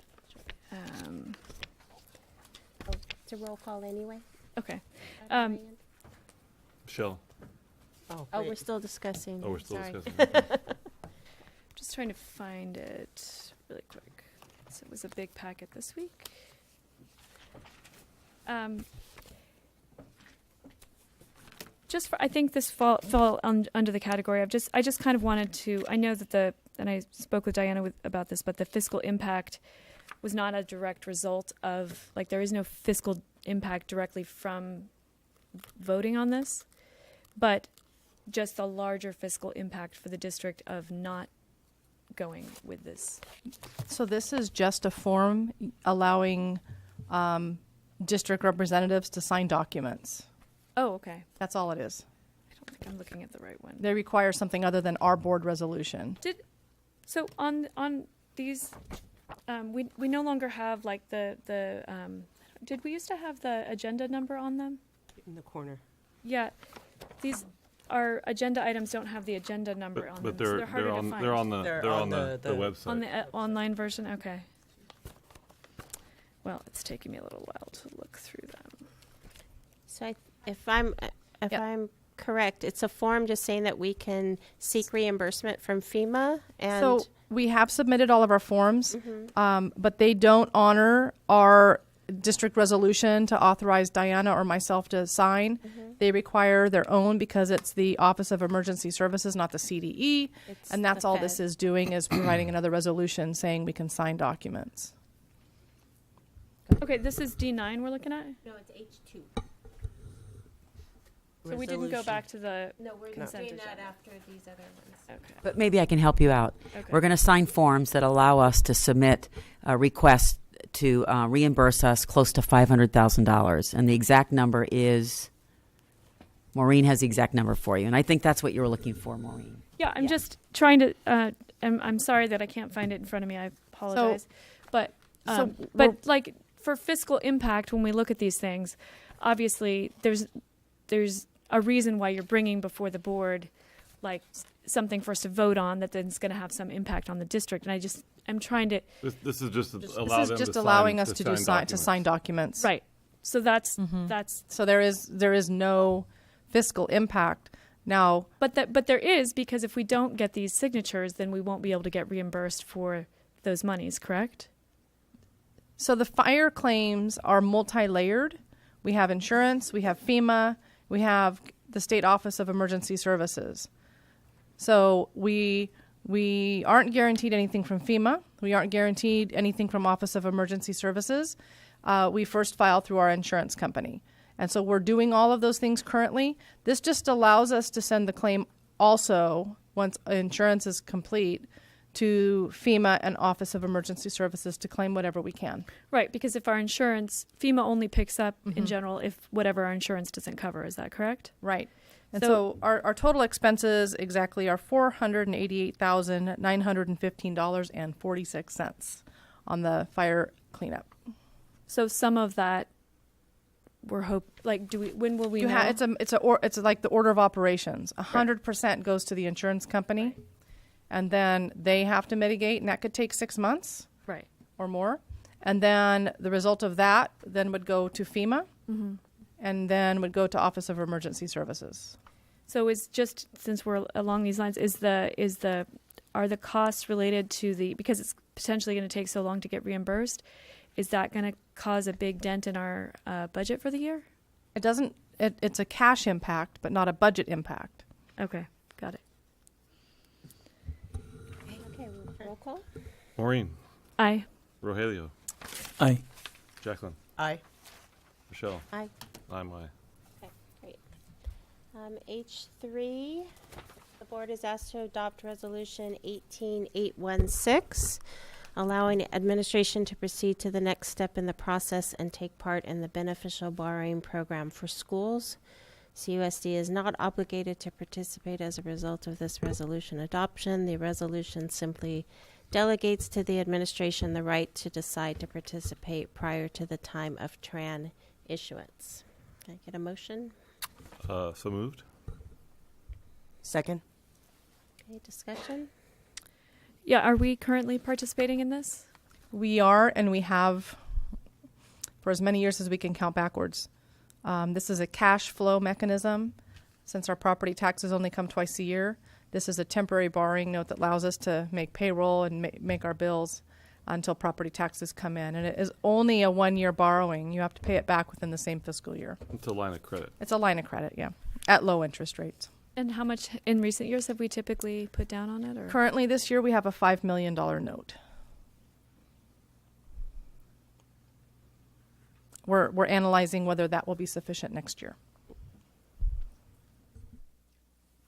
Roll call on this? Maureen, Aye. Rogelio, Aye. Jacqueline, Aye. Michelle, Aye. I'm aye. Right. Okay, so now let's go back to D9, which is What is it? D9? D9. Approval to submit Form J13A, request for allowance of attendance due to emergency conditions and it's a company affidavit. So, Maureen, you had a, can I get a motion on that? Yes. Move to approve. Second? Any discussion? Yeah, this was just the similar concerns to before, which is that, while it says fiscal impacts, there's none from actually approving or not approving the measure, but just trying to understand from a larger context the monies associated with these various So issues. the J13A is a waiver on our instructional minutes. There is technically no monetary value to us at all. It allows us not to have to make up all the time lost during the fire and mudslides. That's it. Which if we didn't do it, then We would have to extend school into right, June. so there would be rather large fiscal impacts if we didn't pass that, correct? Not to mention logistical and nightmarish other things. Right. Yeah. Okay, all in favor? Aye. Aye. Opposed? Okay. All right, D11 is resolution number 18812, authorizing closure of Aliso State Preschool due to the Thomas Fire. Can I get a motion? So moved. Second? Okay, discussion? Again, just checking in about why we're being asked to approve this. So the J13A that you just approved does the waiver for K-12 education. These are the state preschool waivers doing the same exact thing. And the state preschool does require one for the fire and one for the mudslides. However, the J13, the state recognizes them as one emergency incident. So these are doing the same thing for state preschool. They're counted differently, they're reported differently, and they're required in order to not to lose those funded slots. So, yeah, I think that's just the background I was trying to get. So it's again, if we didn't pass this, then what would be the consequence? We would lose the funding for those slots, The reimbursement the days. reimbursement for those hours. Okay. So there is a fiscal kind of, Yes. Impact. right. And on the J13A, if we were ADA funded, it would be fiscal also.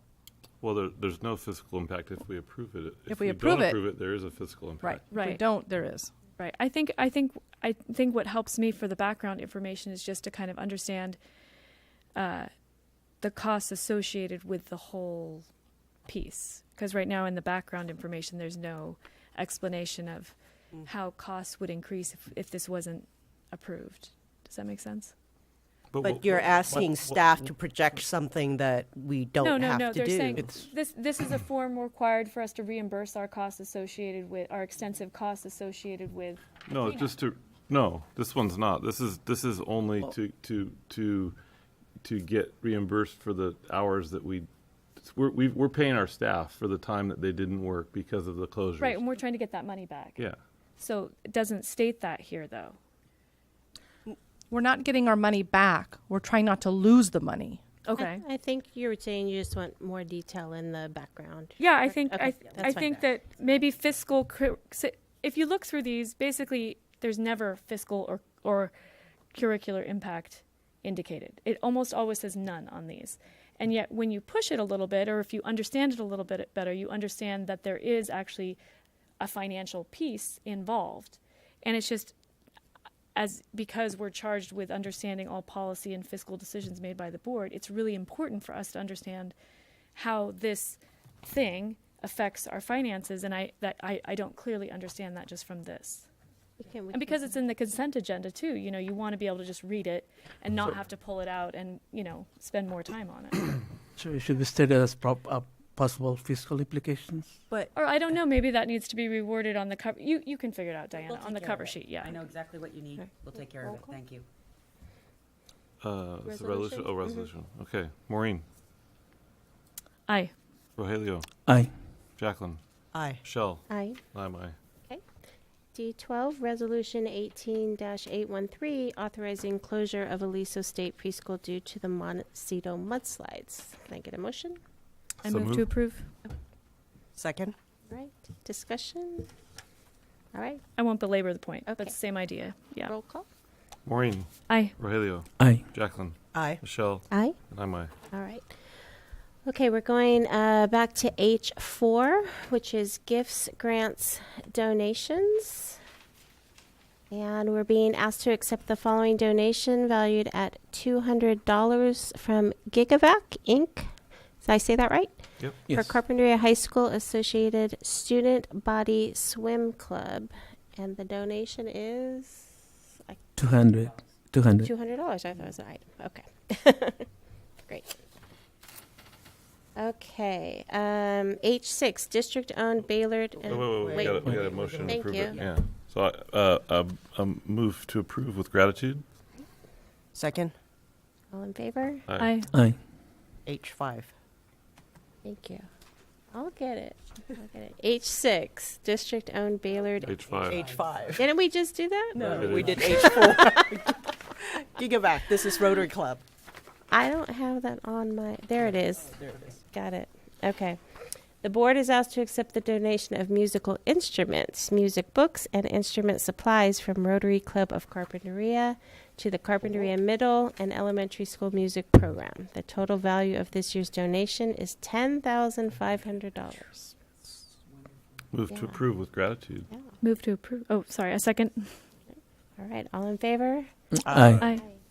Thank you. Thank you, Rotary. Yeah, I just wanted to say thank you. Stepping up like they Thank always you. Thank do. you. Yeah. Now we are going on to the need for the board to appoint a district advisory committee as described in Education Codes 17389-17390 to make recommendations for the disposition of Baylord and Whitney properties to the board by June 30th, 2018. Want to give us some background on that? Sure. So we currently own 2 unused sites, the Baylord Avenue parcel, 7 acres, and the Whitney property in Summerlin, which is 6.8 acres. Now, in 2007, the District Advisory Committee for Surplus Property recommended that if the Whitney property were not chosen for the development of a school, CUSD should designate it as surplus, and thereafter it should be sold or otherwise disposed of. It also recommended that CUSD may wish to consider utilizing the Baylord property for purposes of developing workforce housing. I'm sorry, can you please turn your microphone? Sorry. Sure. It's also recommended that CUSD may wish to consider utilizing the Baylord property for purposes of developing workforce housing, or if this option is not pursued, or if it's determined to be impractical, the Baylord site should also be designated as surplus and sold. So that committee was 10 years ago, and legally we could follow through with those recommendations, but I think it's prudent to form another district advisory committee that's current in 2017, and take the work that 2007 did and look over the information and work with our attorney, Craig Price, and come to the board before June 2018 and make a recommendation for both properties. I'd be happy to do that, or to be one of the members. Great. Yeah. Are we voting on the creation of a committee tonight? Yes. Okay. Do you know why the committee, just a little history to go with the background, why it was formed last time, then the previous time? 2007. Yeah. Yes, because it's according to Ed Code, when you have surplus property and you want to dispose of it, you must follow the Ed Code procedures. And there's 4 steps in the Ed Code that's outlined. So the first step is you must form your district advisory committee. So at that point, what reason was given for wanting to dispose of it at that point? It was mostly about Maine, the closure of Maine, and what to do with that property. So that was the main focus of that district advisory committee. But they also made these other 2 recommendations. So at that point, there was a real fiscal crisis that necessitated the selling or the closure of Maine. And then that also brought up the possibility of doing things with other... With Whitney and Baylord properties, yes. Okay. And then those recommendations were made and just never followed through with, and the committee Correct. was disbanded, and Yes. that issue kind of faded away. Well, it didn't fade away, it's just that it was never acted It was upon. never acted upon, okay. So legally, we can follow through with their recommendations, but it's 10 years old. And so I think it's prudent that we reestablish a new district advisory committee and look at the Whitney and Baylord properties. Well, it seems like the underlying assumption is that we want to dispose of the properties. Is that correct? I would say that we want to make some decisions about the properties. Okay. Yeah. And what is necessitating? Because back then it was a fiscal crisis that was necessitating that change. Is there something necessitating this at the moment? I don't think it's good practice for districts to sit on unused property when their enrollment is not increasing significantly in the past 10 years. I think this is a prudent action for us to take. What do other board members feel? So Because I think this is a big. I'm thinking because there's that the Baylord and Whitney properties have been brought up repeatedly recently, that it's probably a good time for us to relook at those recommendations and then go through the process again and just keep it at the front burner because it just keeps coming up. So that's what I'm thinking. Like we just need to. Yeah, I I think but I address think it. it's also we need to be cognizant of the fact that the sale of those properties really wouldn't do a whole lot towards our deficit because the money can't be applied towards operations. It can only be applied towards capital improvements and facilities. I don't know if that's actually still the case. I did a little research on it, and there a law that passed a couple years ago. I think it's like I have it somewhere in this pile, but it was I think it was passed during the fiscal crisis, and it said that up to 25% of a sale, if you're a small district like ours, could be used for something like general operating funds. But the problem with that is that it's a only. one-time Right. money. I'm not saying that it you should really- be. I'm just saying that there's actually it may have changed about restrictions on the funding. I think the agenda item is about the advisory Yes, committee, yes, so we need thank to you. focus on the advisory Yes. committee. So, Do we need a motion? We need Yes. a motion So for I this? just have a question: is this a board committee, or are there larger? No, It's there's a community. It's a community committee, and it's very explicitly identified in the Ed Code what the representation Yes. is. Yeah. It has to be representative of the community. Yes. And it has specific requirements in terms of that. So, I mean, So we're not allowed to participate. No, of course you're allowed. The board can participate, absolutely. But in addition, I need to have Well, how many members? whoever wants to participate is fine with it because it'll be posted and it follows the Brown Act. So whoever wants from the board can participate on the committee. That's fine. But in addition, I must have all the representatives on that committee. He's asking for the number of members. Yeah. So, The number of members, it's 7, I believe, is what we so had. do you want a motion? well, Yeah. Okay. I think my point being, the reason I was asking what people thought was just to understand, this is starting the process of potentially dynamically changing and or getting rid of these pieces of property.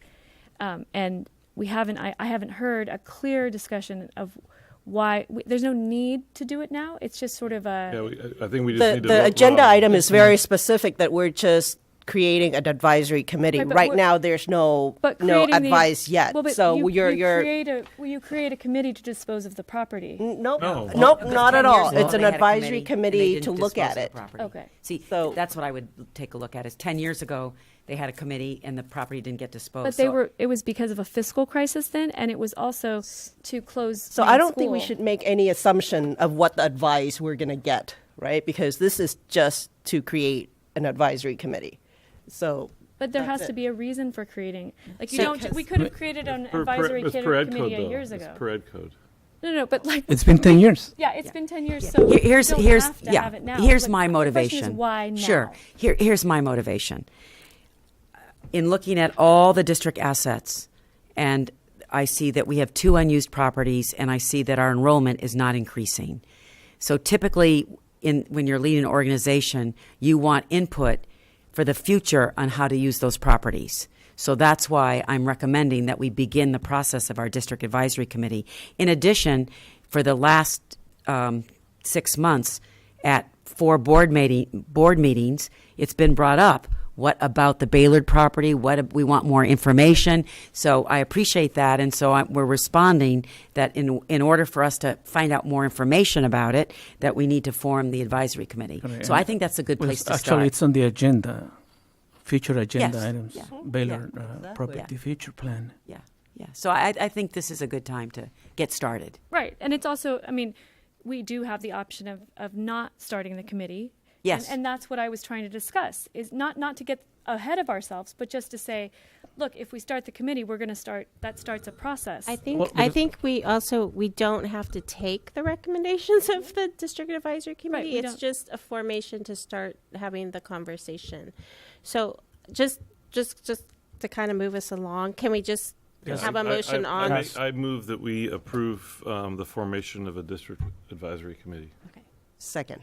All right. And any discussion on just the formation of the committee?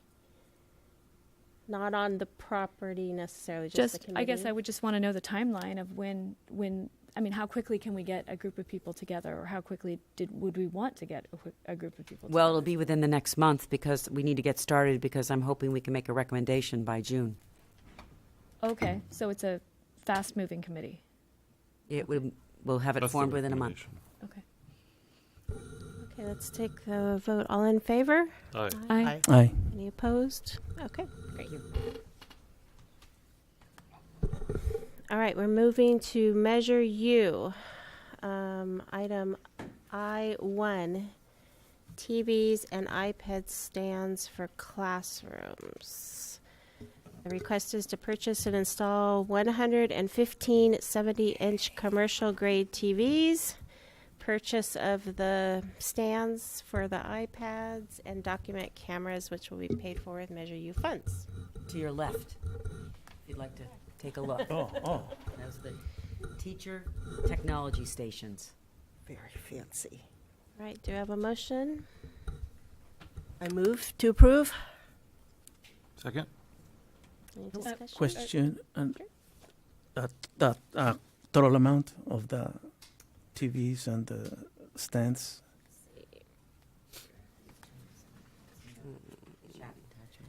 In the attachments, there's a quote.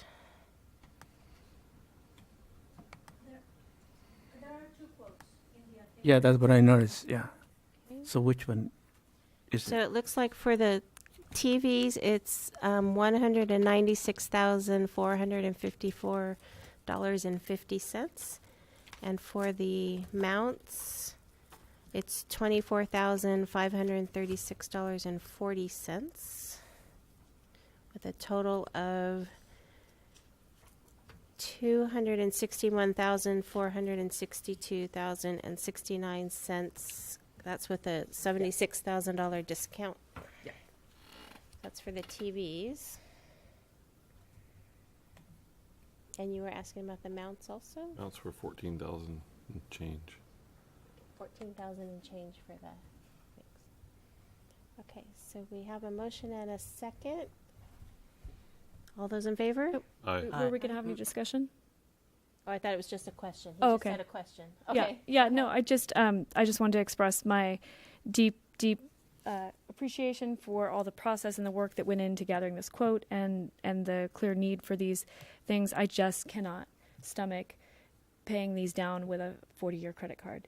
So I can't stand by the use of Measure U funds for these, excellent technologies.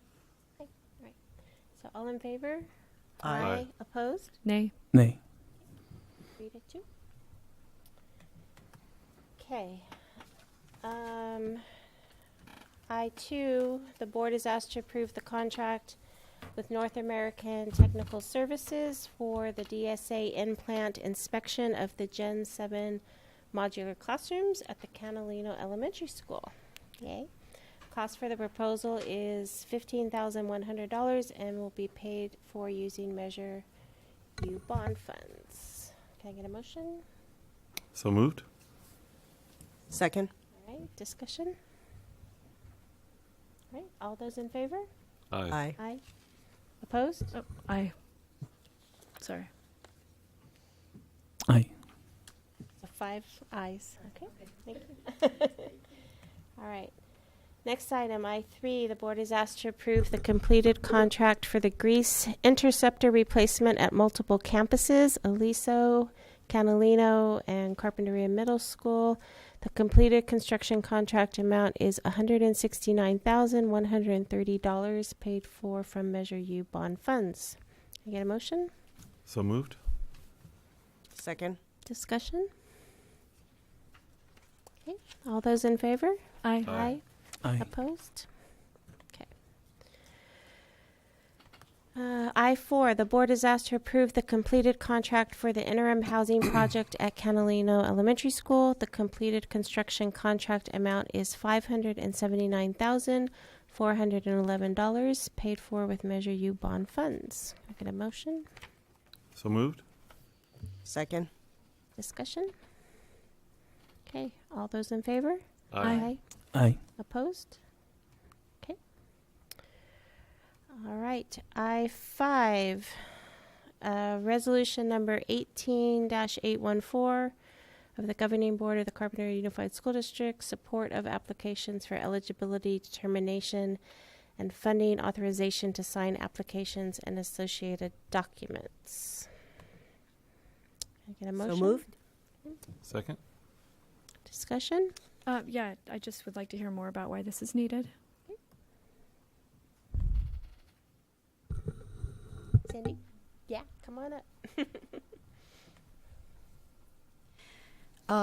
The process of applying for state funds requires a number of applications. So there's a set of applications that go to the California Department of Education, and there's also applications for eligibility with the CDE, and then we have to apply for the actual funding through the Office of Public School Construction. So there's a lengthy application process with these various agencies, and all of those documents must be signed by either the superintendent or the assistant superintendent.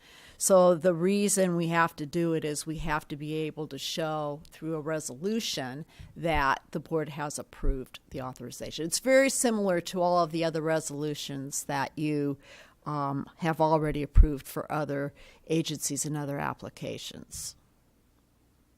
And do we have this currently? Do we have what currently? This resolution in a different form? Have we had it in the past? We've had to do it when we've made other applications, but that was many years ago.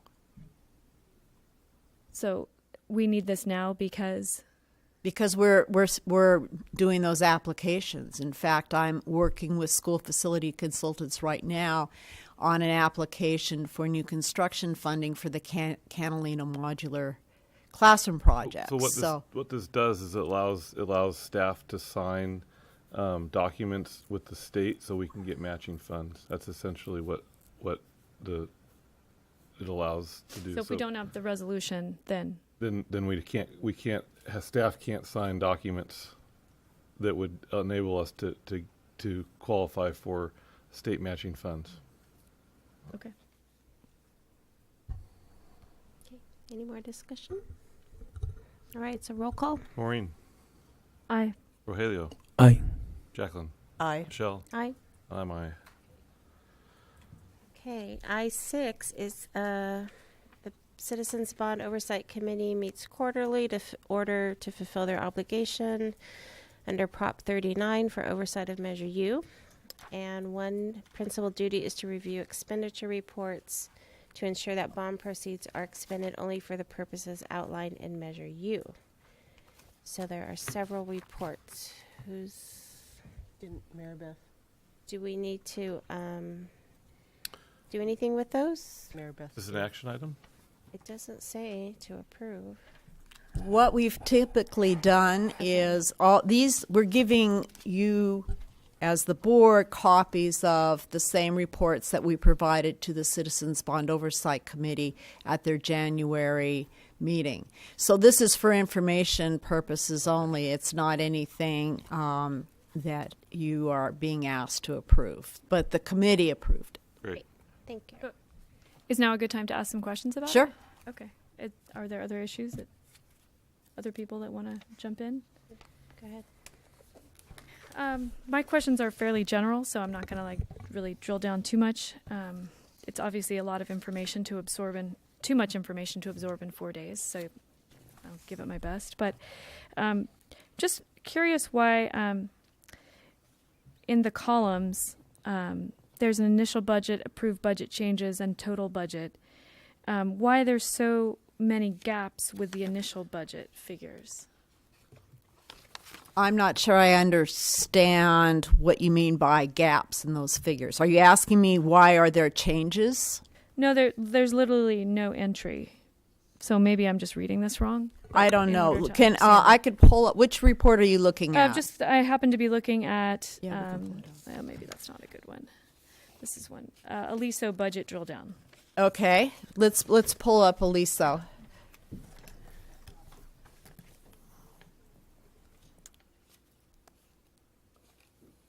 Monica and I have been practicing this, so we should be able to get it up and make it a little bigger.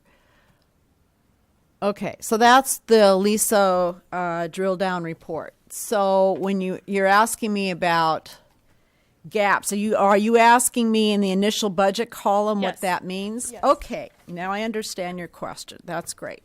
So the initial budget in any of these school sites are the site allocations from the facility master plan. So in the Aliso one, let me just see if I can read this. So in Aliso, there was a site allocation that totals about let's see, it's on page 3, $8.7 million. And if you look at the facility master plan, there's a table in there that outlines the site allocations, and it's between new construction and modernization. And so we're always beginning with the site allocations that are in the facility master plan.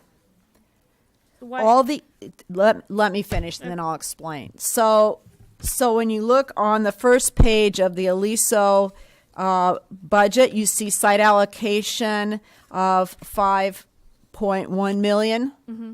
Okay, site allocation of $3.5 million. So part of it was new construction, part of it is modernization. If you go to the last page of Aliso, you'll see the $8.7 million. And so that is what you would see as the site allocation that was in the facility master plan that was approved by the board prior to the bond election. So that was the only thing that we start with. Then as we start having projects, specific projects, so at Aliso you'll see they're all described. You see a fire alarm system. That is the first project you'll see on the first page if you go further up. That's the fire alarm, okay? So what's happened is the fire alarm is allocated an estimated cost of $272,000, which is at the bottom, fire alarm system total. And so that money is pulled out of the site allocation. So we're moving dollars. It's like a holding area for that budget. So we're moving dollars out of the site allocation into specific projects. So you're not going to see anything in the initial budget because it's an approved budget change. Right. Okay? So mechanically, it's a better way of keeping track, so we can always say we're only spending what's in the site allocation, the facility master plan. So it's always going to remain in total the same. And so you'll see we're adding projects. So on the first page of Aliso, you see the fire alarm system. You go to the next page, highlighted in green, campus modernization, and there's some budget changes in there for that. And then the next item is the Grease Interceptor project, which is what you just approved, the completion of that. So all of those are appearing in the approved budget changes column. Then you get to Aliso, the next page in the green, modular classrooms. So those are all budget changes, so that the modular classroom project is estimated at $3,687,000. You can see that at the bottom. But when you get over to the total budget, if you look at the final totals, the initial budget total of $8.7 million equals the total budget for all the projects of $8.7 million. So just going to Summerlin, the initial budget is 1.8. Are these initial budget amounts? Right. So I think we're delving into a Right. discussion on an item that is just an information. It is, but okay. But are the budget oversight committee meetings detailed like this? That Oh, absolutely. so They're people seeing can this. attend it and hear about it. They're seeing exactly these reports. In fact, we show them up on the on the TV as well, so that everyone can see it. So the committee reviews the reports ahead I'm of actually time. and following goes up on a through it. comment that was made during the oversight committee meeting. Okay, I just want to make sure we don't delve into that. We're not voting on this, and it's not really a discussion item. It's an informational item. So Well, but aren't we allowed to ask questions about the information being presented to us? What's the point of presenting pages and pages worth of documents to us if we can't? okay, I just don't want it to become a long, drawn out thing. But go ahead and ask your question. Well, the question specifically relates to a $3.4 million cost overrun to the Summerlin site, which is not reflected in the audit because it's apparently not part of the $90 million bond measures. So I'm just trying to figure out where it is, where I can find that money as it's represented either in these numbers in the budget or somewhere in all of these documents. Otherwise, how are we supposed to know or keep track of that $3.4 million additional? Right. So, And that was Was- a question that was asked during the oversight right, your committee dad meeting. asked Yeah. it, Mm-hmm. and it was a good question. Yeah. So with Summerlin, the original site allocation, we could flip to the Summerlin page. Is that what you're doing there, Monica? Thank you. I don't know. Let me look for it. They're in school orders, so they're going to be. Oh, you're in it. Okay. So go to the end.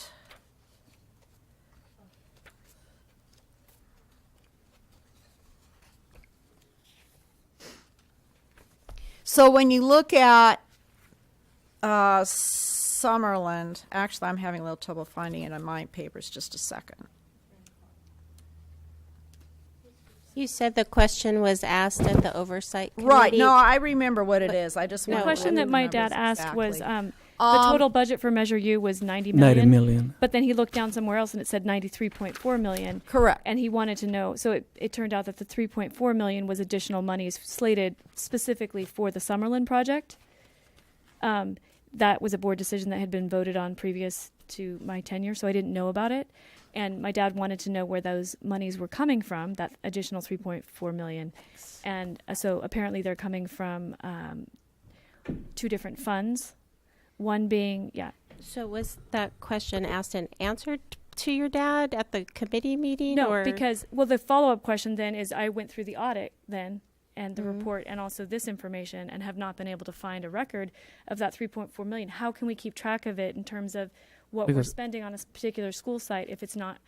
Because we always have to talk about 90 million, 90 million, 90 million. So it's actually $93.4 million, and it's the $3.4 million. I can't find a record of it, really. Well, that's Like on these record, so far. But Well, I'm probably actually- just not seeing it. these reports track the costs of all the projects. So you would see the additional money being spent on Summerlin once it's been spent. None of that money has actually been spent. The board simply agreed to use that money for Summerlin because it became clear after we did our initial planning that it was going to cost quite a bit more than what we hoped to build out that site. So we had additional funds in Fund 21 from the sale of Toro Canyon, and we also used developer fees, which are in Fund 25. So these reports actually will ultimately track all the costs for all of the projects regardless of what the source is. And that's going to become more important as we go forward. So, for example, we have $90 million in funds, but we're eligible for another $11 million in state funds for modernization and another $2.8 million in new construction from the state. So over time, there's going to be different funds being used to maximize what we can do with our facility construction projects. So I think I found it because on the second column where it says Right. You're going to, approved budget changes, there's the 3.4 million. You'll see However, that. if we're putting it all in the same pot and we're telling folks that we only have 90 million, it's going to be extremely confusing because it's not. So how are you going to identify on these spreadsheets the funding source? I am working right now with the software people to figure out the best way to report it because that was a really important question.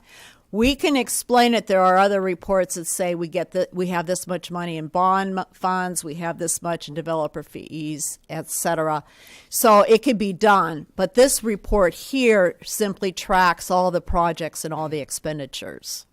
So I'm going to be creating additional reports as we spend down other monies. So another way to look at it is we have $90 million of actual bond funds allocated to the project, and there's the potential to receive money from the state for matching money, but that's a kind of an unknown. We know what we qualify for, but we don't really know what that number is going to be. And then there's, as Cindy explained, there's the money that was committed from sale of Toro Canyon, and then the developer fee money to make up the difference in the actual cost at Summerlin. And the question that I have, Cindy, is that out of the 90 million, how much has we spent? We have spent about $8.8 million. I think $8.5 million as of December 31st. That's what these reports represent. And if you look at the budget summary sheets, it'll show on the page 2 in the expenditures to date, it'll show that amount of money. And can I also add too that the bond, capital facilities, and the sale of the Toro Canyon property are kept in 3 separate funds in our ledger, and they're reported all independently in our ledger. So in our big state report, you can see them all separately. They're not combined. In the audit, they get combined into a government building fund.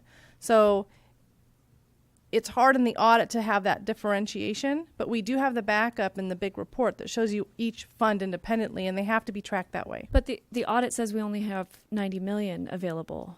No, that's in the bond. But if you look in the building fund in the audit, it shows what's been spent, and that's all the audit does, is verify what actuals are. And it doesn't get into budgets. And the Toro Canyon is a fund balance, and the developer fees is a fund balance. And those are all combined in the building fund in the audit, and it's all part of the general audit. But they are tracked in separate funds in our ledger. They're independent. But I think because I know you were asking about the Proposition 39 audit for the bond funds, they are specifically auditing simply bond money spent. And to date, that's all we have spent is bond money. Even though you see in the budget the additional funding that will ultimately be provided for Summerlin, that money has not yet been spent. So you said 8.6 million? That $8 million is all out of bond money, and it's all coming out of Fund 22. And as Maureen said, as we go forward, these expenditures are going to be reported in the district's books in those funds. So at the end, actually, if we get that state money plus that additional 3.8 million, that should amount pretty close to 104 million or so. Correct? Yeah. It could be if we actually get all that state money. We are just beginning to apply for it. Okay. Because it's been a while since actually we are waiting on line. We cannot apply for the funding until we have approved plans from DSA. Catalina was approved, and so we are applying for that money right now. So we're not officially in line yet, but we're trying to get in line as fast as we can. The middle school plans were just approved by DSA today. So we'll begin that application process as well. So we're not officially in line for any money yet. We're just starting to move forward because we can't until we actually have real plans. Is the oversight committee? Do they actually make any decisions? Their role is spelled out very specifically by the Prop 39 and also in the bylaws, and they do not make decisions about the projects. Their role is limited to evaluating the expenditures and determining that they are appropriate and approved by the voters in the bond election. So that's their main role. Their secondary role is to inform the public about what is being spent, which is what Mary Beth Carty did earlier when she presented the annual report. That's their role. So they cannot make any decision at all. Just interpret what's. No. In other words, they're not assisting with figuring out what projects we should do or what the priorities are. That's the role of the districts, of your role, really, is to determine the priorities, which was done initially through the facility master plan. So the committee does not do that. So as the monies draw down and the wish list grows thinner, can we expect that the board will be asked to make additional decisions based on, okay, wish list, master plan, ideally, and reality, inflation costs of building projects and that kind of thing. So we will be asked to then make further decisions about which projects may or may not be completed? If it appears that there'll be certain things that we will not be able to do, yes. And are things on track as they stand right now with $82 million, less than $82 million left? I think that ultimately it will depend a lot on whether we get state funds. So we're not on track with the monies at hand. I don't think anyone expected that we would be able to accomplish our entire wish list based on what, if you review the conceptual plans, the estimated costs were higher than what was allocated for all of the sites in the facility master plan, or the $90 million. However, it is our intention and our desire to apply for state monies, and that will help close the gap. So yes, if it becomes clear as we start completing projects that we're spending more money than we anticipated, of course we'd be bringing that back for further discussion. So just to clarify, so the estimates were higher than the costs, than the fees, or it's getting to be the end of the night. The estimated costs for all the projects are higher than what was allocated to them for all of the projects? So keep in mind the timing of all of the things that we've done. When we wrote the facility master plan, that was approved by the board in June of 2014, prior to the bond election. So those were extremely rough estimates, and after the bond was passed, then we began the process of doing detailed site planning with each of the sites. There were committees at each of the schools that were made up of staff and parents and in some cases students. And so everyone worked on what they thought were important in terms of what they wanted to achieve on their campuses.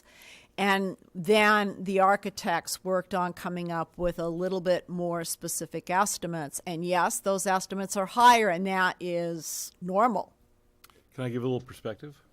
So when we put together the conceptual plan, the bond wasn't a guarantee. And so the amount of money the district wanted to expend putting together conceptual estimates was not based on in-depth detailed engineering analysis, because that would cost a lot of money that we weren't necessarily guaranteed to get because we didn't know if the bond would pass.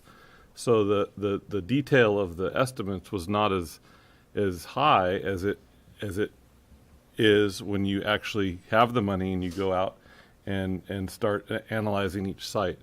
So that's probably one of the bigger reasons why the estimates were low.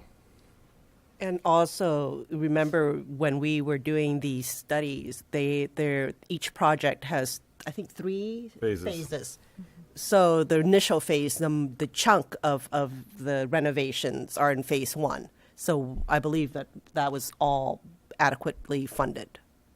But the phase, there are parking and other phases that are dependent on additional funding. Is that still on track? The full funding for phase 1 projects? Well, the phase 1 on most campuses is replacing the portables, and so yes, that was the highest priority in the facility master plan, and so that's what we're focusing on. The second phase, if you wanted to speak about it generally, is related to modernization of classrooms and other buildings on the campuses. And so that will, how much we spend on phase 1 will impact how much we are able to spend on phase 2. But as was mentioned, we have several phases at some of the other schools, like the parking, a different parking lot for Canalino, rebuilding the parking lot and the traffic flow over at Aliso. Those were in phase 3, and so it isn't clear at this time whether we will have the money to do those phases or not. It'll depend again on whether we end up with state funding. Well, I think personally, as we go forward, we all kind of understand this concept in the sense that there's, we have our remodel and we have our pie in the sky dreams, and then, as reality hits, reality hits, and we have to modify our plans accordingly. Personally, from my point of view, I like to be a realist when it comes to financials and not sort of, bank on state funding that we may or may not receive. So because it is our annual report and sort of this yearly thing, I would like to see worked into this calendar perhaps a yearly reality check or a semi-annual reality check that allows the board to then whittle down its priorities and perhaps change them. Maybe some of the projects can be postponed for later, but I think that's a discussion that needs to be made on a regular basis in open session for everyone, to see, acknowledging that there probably will be some things that are not going to make it onto our final plan. The way I see it, phase 3 is in question. It sounds like possibly parts of phase 2 are in question. It just depends on how much phase 1 costs, maybe how long it takes to implement it. These are all hypotheticals, but again, I think it would be good to give the board a chance to have a yearly review of the projects where they stand, and perhaps priorities will have changed, and people won't. If people could voluntarily say, actually, we'd like to postpone this, that would make our lives easier in some ways. Okay. We'll discuss it for future agenda items. Okay. Thank you, Cindy. Thank you. Thank you. So let's go to I-7, which is the appointment of members to the Independent Citizen Bond Oversight Committee. As Mary Beth stated earlier, there were 4 members that were set to expire: Mary Beth Carty, Aaron Lint, Denver Compton, Sally Green, who have volunteered to renew their membership, and then a new member, Gary Blair. So we're asked to approve the appointees. So can I get a motion? I move to approve the recommendation. Are we approving all the people from last year? Then I'll have to abstain because my dad's on the board. But he's not one. He's He's not not a one of- member he's being. Oh, good. considered, Okay, then I yeah. can consider the new So people. can I get a second? I second. Second. Okay. All in favor? Aye. Opposed? Okay, great. Okay, we already did I-8 earlier. So we're down to J, personnel. And this is the initial proposal from CUSD to the Carpinteria Association of United School Employees, known as CAUS, for certificated.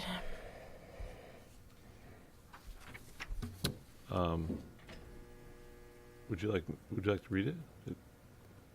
Actually, Sure. Deanna Oh. Zapata, our Director of Human Hi, Resources, is Deanna. here tonight, Deanna. Hi. and has patiently waited. Yes.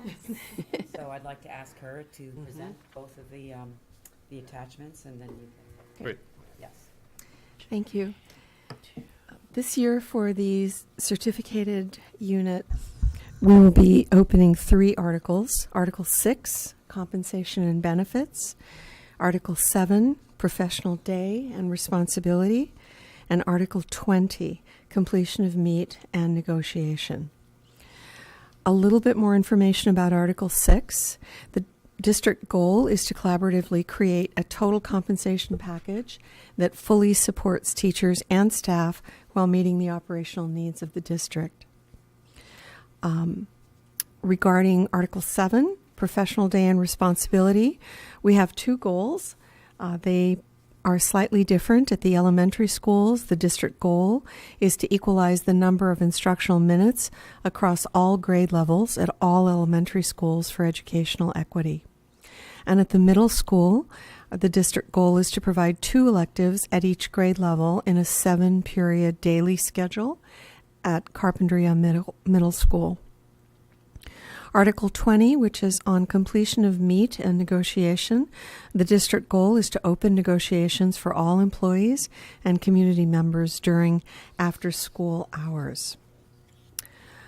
For the classified unit, we are opening 2 articles. Article 6, which is compensation and benefits. I'm sorry. Sorry.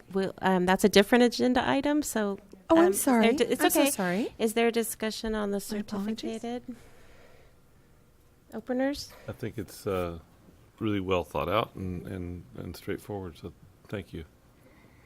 And just to clarify, since this is my first negotiation, we present this just tiny little understanding of the process. Sure.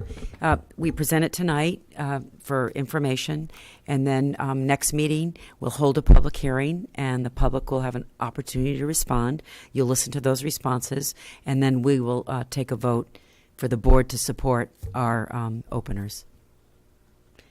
And then we're waiting for CAUSE to respond, and they will do the similar process. These seem like things that we've been talking about. So it sounds like just a further reinforcement of what we're already saying. Okay, so J2 is the proposal from CUSD to cause for classified. So Thank you, and my apologies for jumping ahead. Regarding the classified unit, we are opening 2 articles.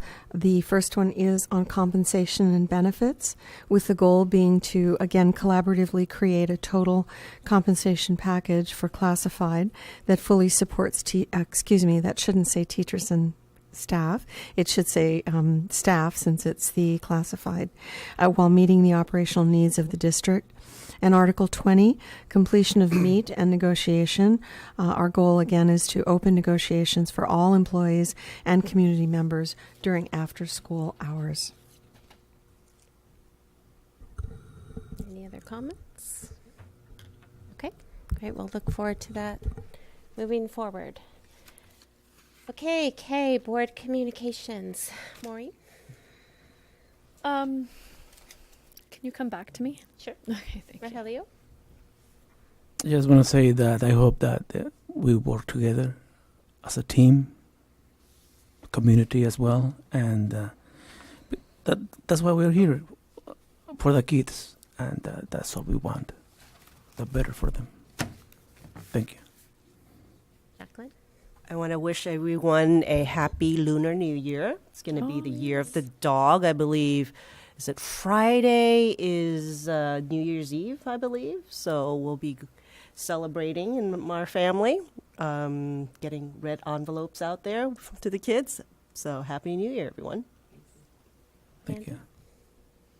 Happy Valentine's Day, everyone. Oh, that's right. Yeah. Got your heart? I do, right here. Okay, Maureen? I feel like I'm kind of the policy wonk sometimes, and I really appreciate the analysis that was put into this particular meeting and agenda, and I think that we make our best decisions when we have the best possible information available to us, so I really, really appreciate that. It's also Mardi Gras today, so I won't butcher the French version of Let the Good Times Roll, but I just hope that everyone in Carpinteria is able to sort of get their head above the water for a moment and start to feel a little joy return, and I'm just looking. I hope everyone's. I'm looking forward to spring and a sort of change of season and a change of attitude. So, thank you for everyone's work tonight. Thank you. And I don't have anything. So, anything for the board calendar, Monica?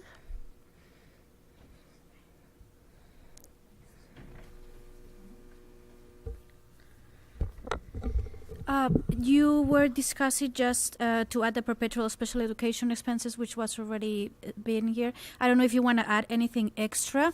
It's just what you were talking about, the measure you expenditure report, to add as a future agenda item more information on what Maureen was saying. That's just the only one. Nothing for our calendar, though? I'm sorry? Nothing for the calendar? No. Oh, you're going to remind everyone. Uh-huh. Okay. Excuse me. Sorry. Go ahead. Just to remind everyone, we do have a budget study session on February 21st, which is right after the 4-day weekend. And then we do have a policy review meeting on the 22nd. So the 21st, it's the budget study session that will be held here. And then on the 22nd, we have the policy review that will be held at the district office. Okay, thank you. All right. Is the budget study session at 4:30 in the district office?